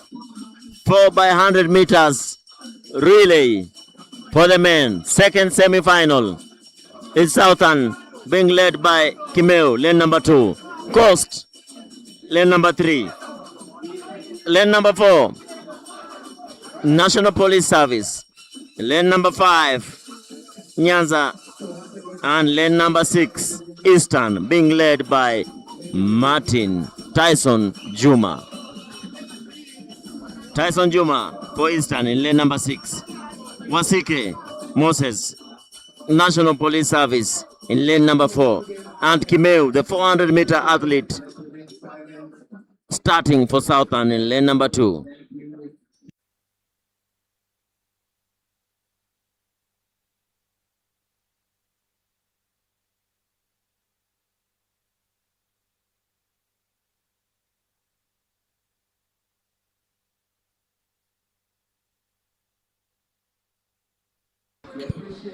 Mark Otieno of Eastern watching this as he prepares mentally for tomorrow's final. Remember, it will be a battle between Ferdinand Omanyala versus Meshak Babu versus Mark Otieno Odhiambo. Tomorrow's 100-meter final. Take over one, confirm ready. Take over two, confirm ready. Otieno watching this relay from the sidelines. Confirm ready. 451. Yeah, and hoping that Eastern team will deliver this team in the final tomorrow, where I will be anchoring the team, maybe anchoring, but we don't know. Maybe he could start, maybe he could run the backstretch. We never know where we'll run, but focus for Mark Otieno is tomorrow's final, where I'll be battling out with Meshak Babu, Ferdinand Omanyala, among other athletes. And in 6 we have Western. Tunawatakia kila la heri. Southern, Coast, Police, Nyanza, Eastern.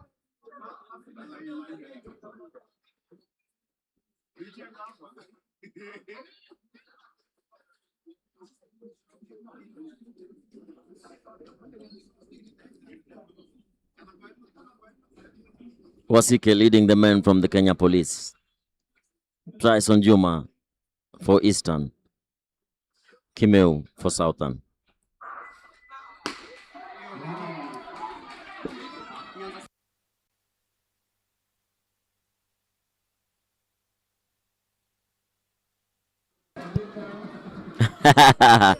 What a scene here at Nyayo National Stadium. Is it a red card or will it be a red card? Only 2 cards are known here. Is it a green start? Is it a green card for a faulty start or is it a red card for a false start? Who will be the casualty in this one?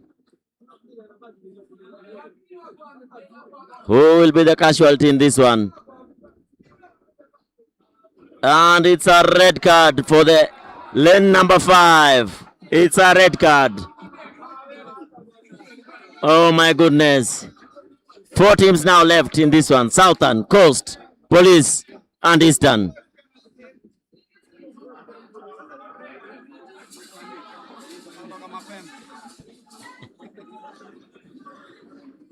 That was uncalled for.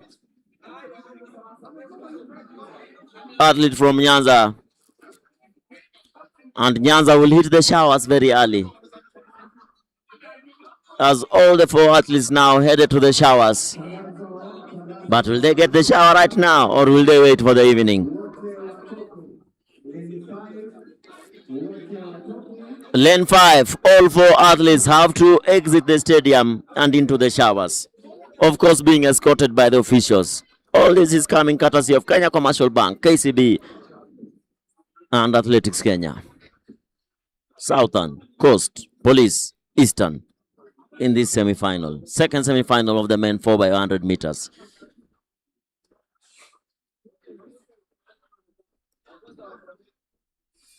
Very good start from Tyson Juma as he stumbles, and it's Wasike leading the charge for Kenya Police. Tyson Juma. Eastern. Police. Eastern in the lead. Police in second position. Eastern in the lead. And Simani takes on the curve. Is Eastern still in the lead? Police second. Eastern and Police. Who is going to win this particular one? And it's Brown Mutara there for Eastern with the baton. Richie Mzandu for Kenya Police. Eastern versus Police. Police in the lead. Eastern in second position. Police, Eastern.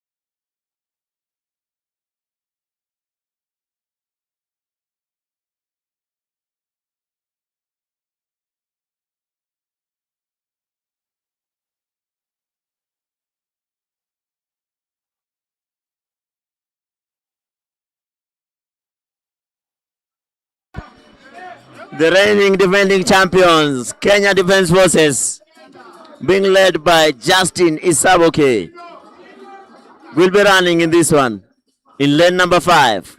Favorites, clear favorites for this one. Unless the baton falls, they are expected to win this particular semi-final. KDF being led by Justin Isaboke from lane number 5. Lane number 6, Nairobi, led by Dennis Shikanga. Lane number 4, NYS.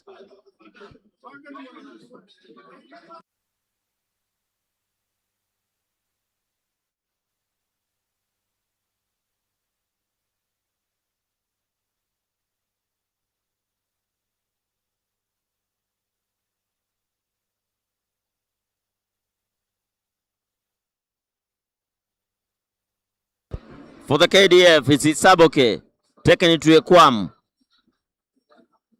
taking it to Meshak Babu, and finally Steve Onyango. What a powerful team. This is like the national team. Only Omanyala is missing in this one, but of course Omanyala running for Kenya Police. It's Isaboke, one of the best starters we have in the country. Ekwam, Meshak Babu, one of the best calf runners we have in the country. And Steve Onyango, one of the best anchor leg runners in the country. This is the national team, to say the least, running for KDF. Clear favorites to win this. Unless the baton falls on the ground, I do not see an upset. Isaboke, Ekwam, Babu, Steve Onyango for KDF.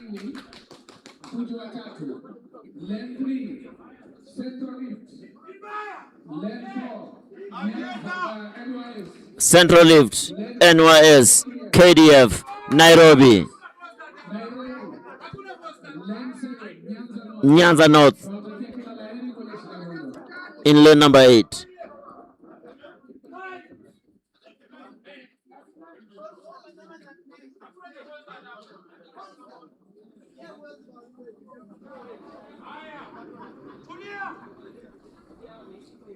Lane to watch, lane number 5. Kenya Defence Forces, the reigning national champions in the 4x100 meters. There we have it. Very good start from Isaboke as he closes in so nicely on Shikanga. And it's Ekwam with the baton. Ekwam, KDF, clear favorites. To Meshak Babu. Babu gets the baton from Ekwam. Is this going to be a 39 second or 38 seconds? Babu to Steve Onyango. Oh my goodness. This is a training session for KDF. 39.59 seconds.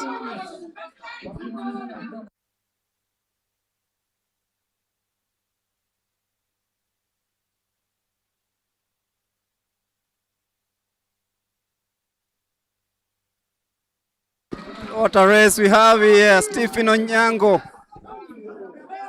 on your screens right now, 39.85. An official time, of course, we'll be confirming that in a bit. And KDF just shows why they are the reigning national champions. Last year at the Ulinzi Sports Complex, we all saw what they did there. Stephen Onyango, of course, beating Ferdinand Omanyala in that mixed relay final. And this afternoon, they've just shown that they have the capability of actually retaining the title. Oh, what a race that was. And the fans in the stadium are having their own opinion. Saying it, Nimbaya. That signals the end of the 4x100 meters. The relays. And we'll be shifting focus to the 1,500 meters decathlon. Remember, coming up next is the 4x400. This is another race that we'll be keeping an eye on. The 4x400 men semi-final. And lastly, the 4x100 mixed semi-finals. But if you are joining us right now, We are ready for action, and this is the national championships and of course trials for the Commonwealth Games. So the decathlon 1,500 meters, Gilbert Koech, Edwin Kering, Edwin Kipchumba, Cosmas Kibet, Obimakel Muhando, Bismarck Soy, Stephen Mutunga, and Edwin To. Edwin To won the 200 meters earlier on. And right now, they want to square out in the 1,500 meters, 3 3/4 laps of race on this track. And I'm told that the Commonwealth game will be the 1 mile race, and most of the 1,500 meter race runners who will be winning here will be the ones representing the country in the 1 mile race at the Commonwealth Games. Remember Timothy Cheriot, reign supreme, beating the guy from United States, Niguse.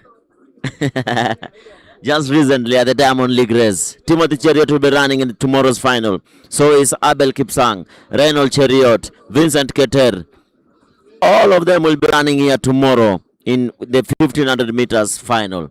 At the Commonwealth Games will be the 1 mile.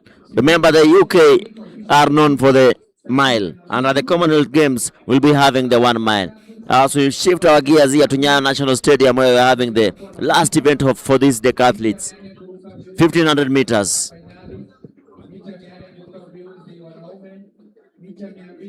Tomorrow's action starts right here at Nyayo National Stadium, courtesy of Kenya Commercial Bank and Athletics Kenya, from 11 a.m. in the morning.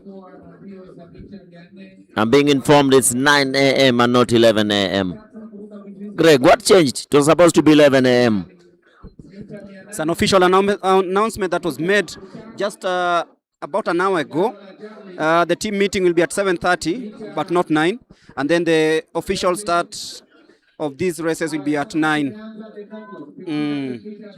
Everyone watching this, Ferdinand Omanyala watching from his home, Marco Tieno watching from his home.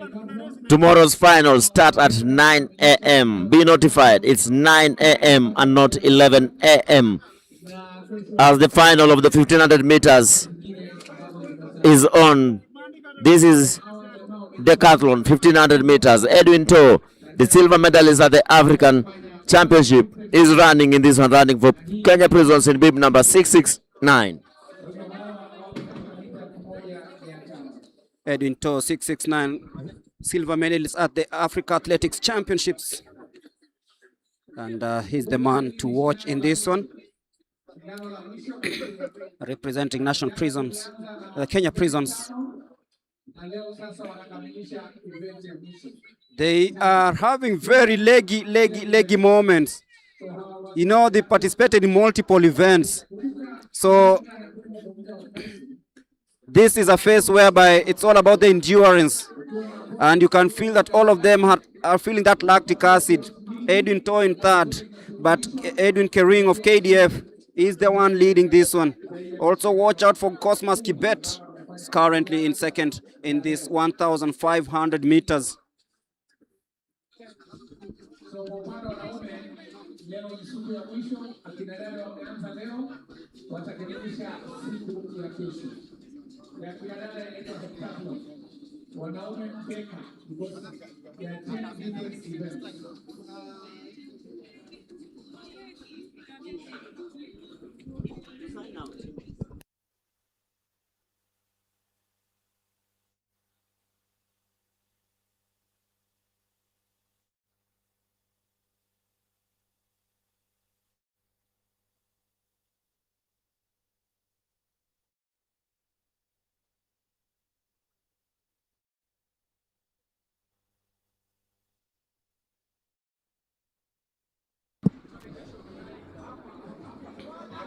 So it is just under 2 laps to go.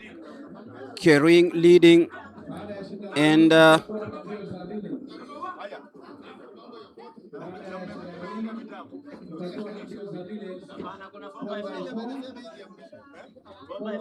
Cosmas Kibet in second place currently.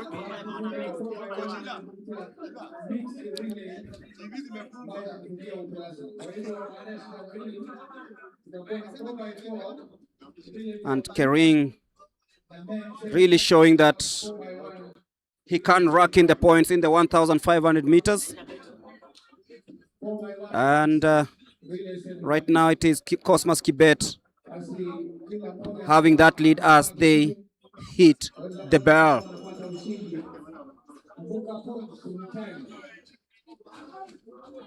Edwin Toh currently in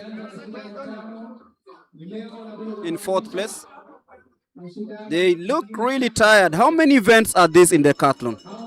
10 events for the decathlon. This is the last event. Remember, they take part in they run this in 2 days. Day 1, 5 events. Day 2, another 5 events.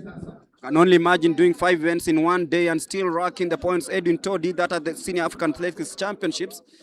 And right now, Edwin Kering knows that he can rack in some points in this 1,500 meters as he takes that bend towards the last 100 meters on the home straight. Edwin Kering coming to finish this decathlon race as the winner of the 1,500 meters, 4 minutes, 13.97 seconds. With Cosmas Kibet coming in second. The other KDF man, Bismarck Soy, will settle for third.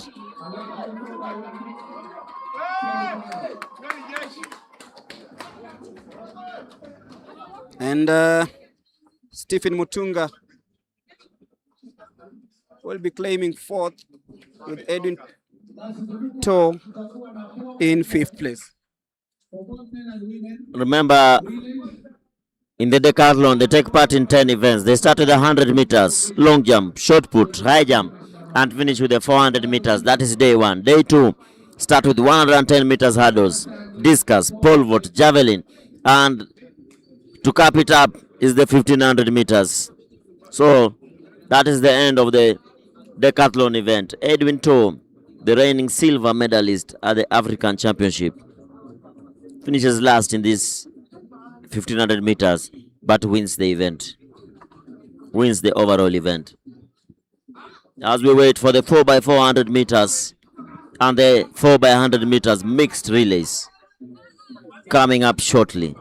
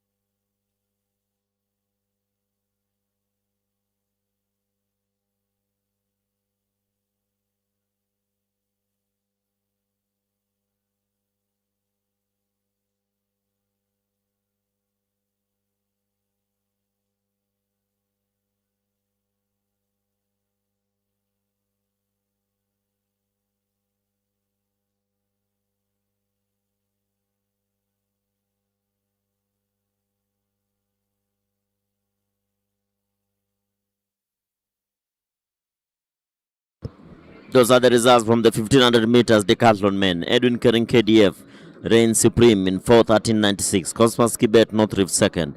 Bismarck Soy third. Obe Mikael Mohando Western fourth. And Edwin To in that position. But Edwin To comes out with a victory in the decathlon. And on the screens, men's 4x400 meters relay.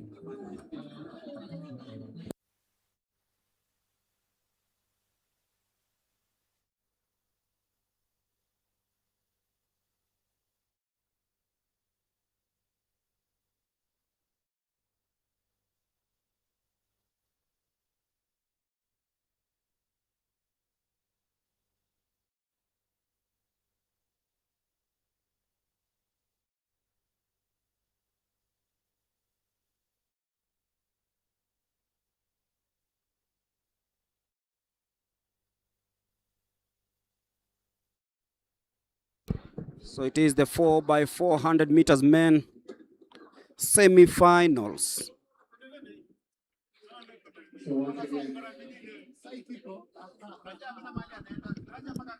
We are ready. It is the penultimate event of the day.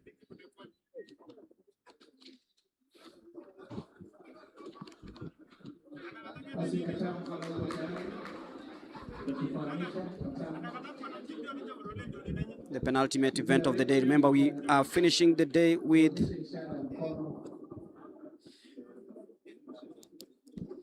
the mixed 4x100 meters. Kwenye leni ya pili ni timu ya kati, leni ya tatu Prisons, leni ya nne Police, leni ya tano Nairobi, leni ya sita Central Rift na leni ya saba NYS. Tunawatakia kila la heri kwenye shindano hili. Mbio za mita 400. So Kati will be in lane number 2. Prisons in lane number 3.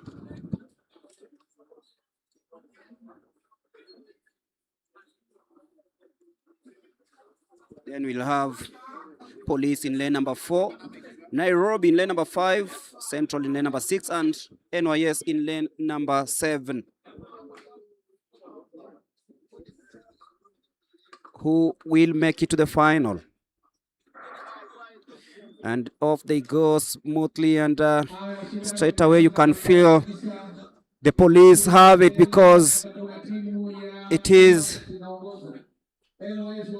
Police currently navigating through that. NYS struggling a little bit on the outside lane. That is lane number 7.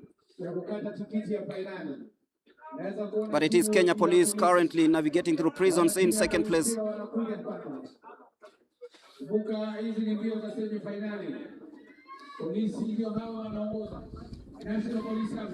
And it is Police and Nairobi currently.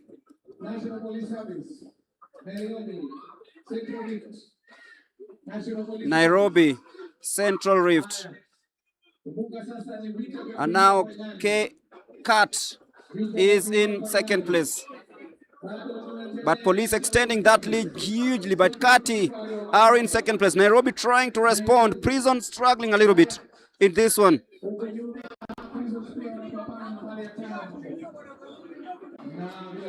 And now Nairobi assumes second place in this race.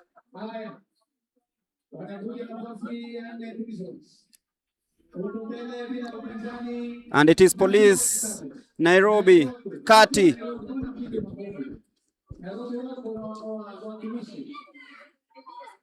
And now Police will be taking that on. That is Erastus Mbaluka. Had a very unfortunate moment in Harboron, just falling off after taking that baton in the second takeover. It is Mbaluka of Police. Nairobi closing in.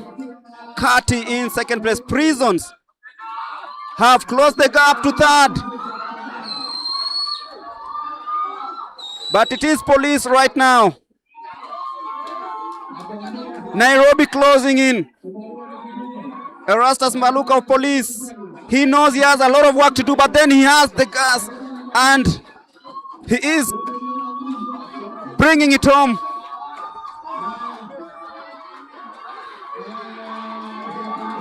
And it is Police versus Nairobi. Cut in number 3, Prisons in number 4. It will be a battle between Kati and Prisons for number 3.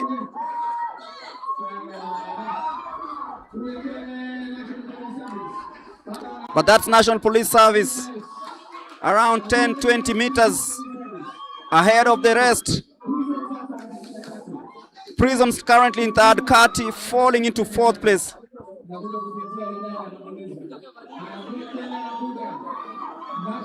It is National Police Service who will be taking this home. Nairobi will be coming in second place. And Kati versus Prisons is the battle for third. But here it's 3 minutes, 8.43 seconds. Nairobi finishing second, and Prisons will finish in third place. What a race. What a way to end that on National Police Service, ensuring that they just had, they saw the job done.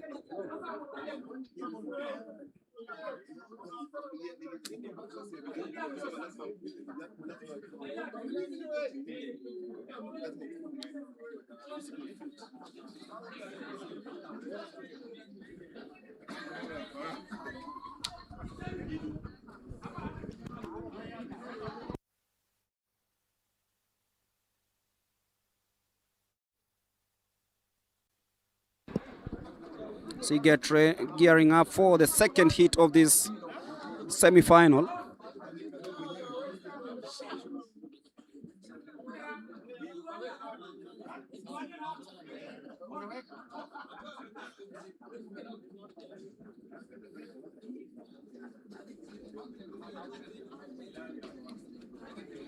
Waiting for the teams to take their positions. Police winning that first semi-final.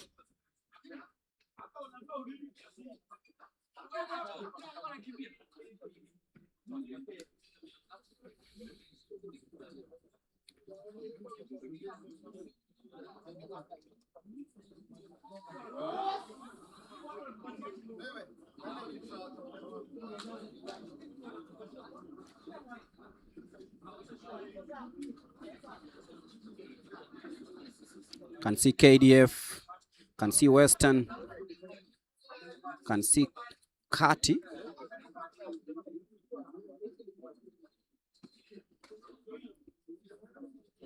We're giving you the lineups in a bit. The 4x400 meters semi-final heat number 2.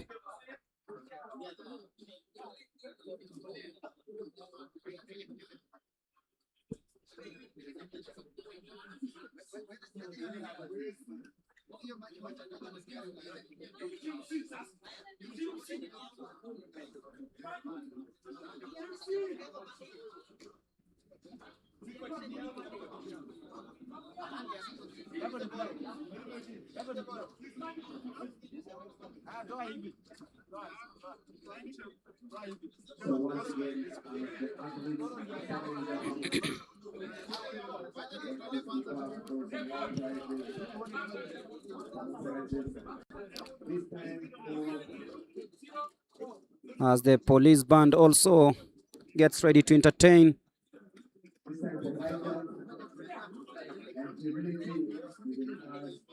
In a few moments, we'll be having the second heat of the 4x400 meters.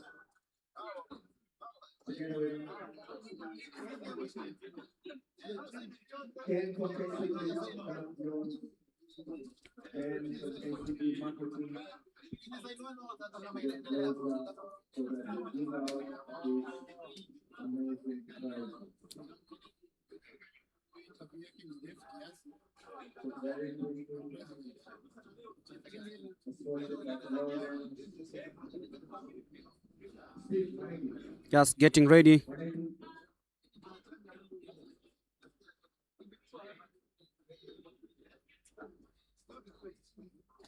The stage is already set.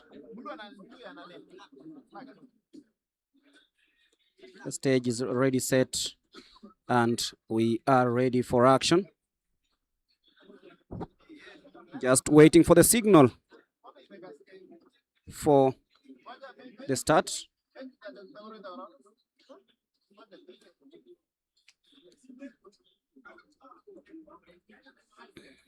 Basi wananchi watukufu, semifinali ya pili kwa upande wa wanaume. Lane 2 Western Mount Lane 3 KDF, Lane 4 Southern, Lane 6 University, Lane 5 University, Lane 6 Nyanza North, Lane 7 Nyanza South. Tunawatakia kila la heri kwenye shindano hilo. So Western will be running in lane number 2. We'll have KDF in lane number 3. The universities in lane number 5. Lane number 4 will have Southern. Nyanza South in lane number 7, and lane number 6 has Nyanza North.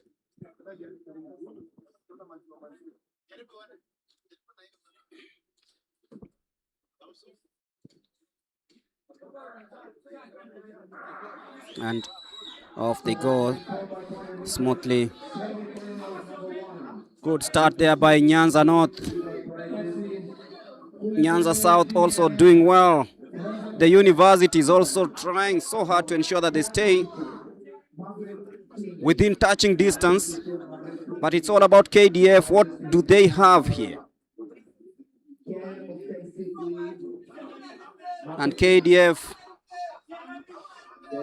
now occupying second place. Nyanza South in first place as they take that bend. You can feel tired leg there, but Nyanza South in the lead currently. And the first takeover is for KDF 1, Nyanza South 2, and the universities 3. So it's KDF, Nyanza South, universities in third, Southern now taking that third position. But it is KDF who are leading the way, stretching that lead as they occupy that inside lane.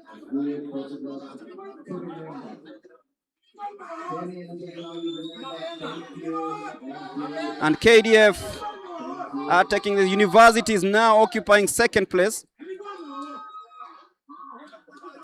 And the battle between Southern and Nyanza South for 3 and 4. And now it is KDF stretching that lead to about 60 or so meters. They are being cheered on, but the battle between Nyanza South and Southern is that we will see for quite a while. The university is still in second place.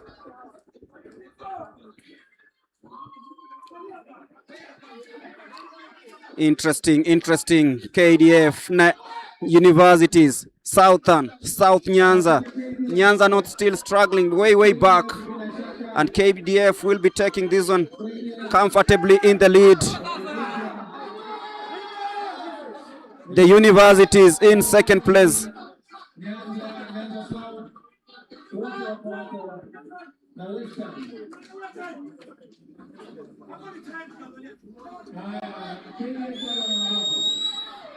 KDF, that's a huge lead. Unassailable. Onto the curve. KDF should be taking this one. What a battle that awaits us tomorrow. And KDF will be taking this one. The battle between second and third is between Southern and the universities. Shoulder to shoulder. Southern just about getting that work done. South Nyanza will finish in fourth place. Western in fifth and Nyanza North in sixth place.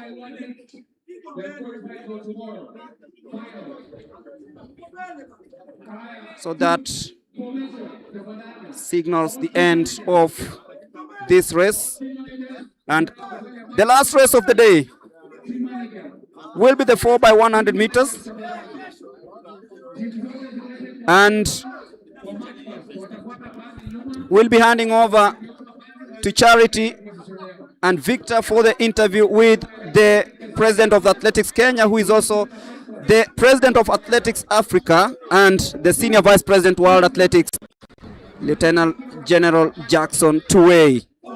Until next time, it's bye-bye from us. See you tomorrow.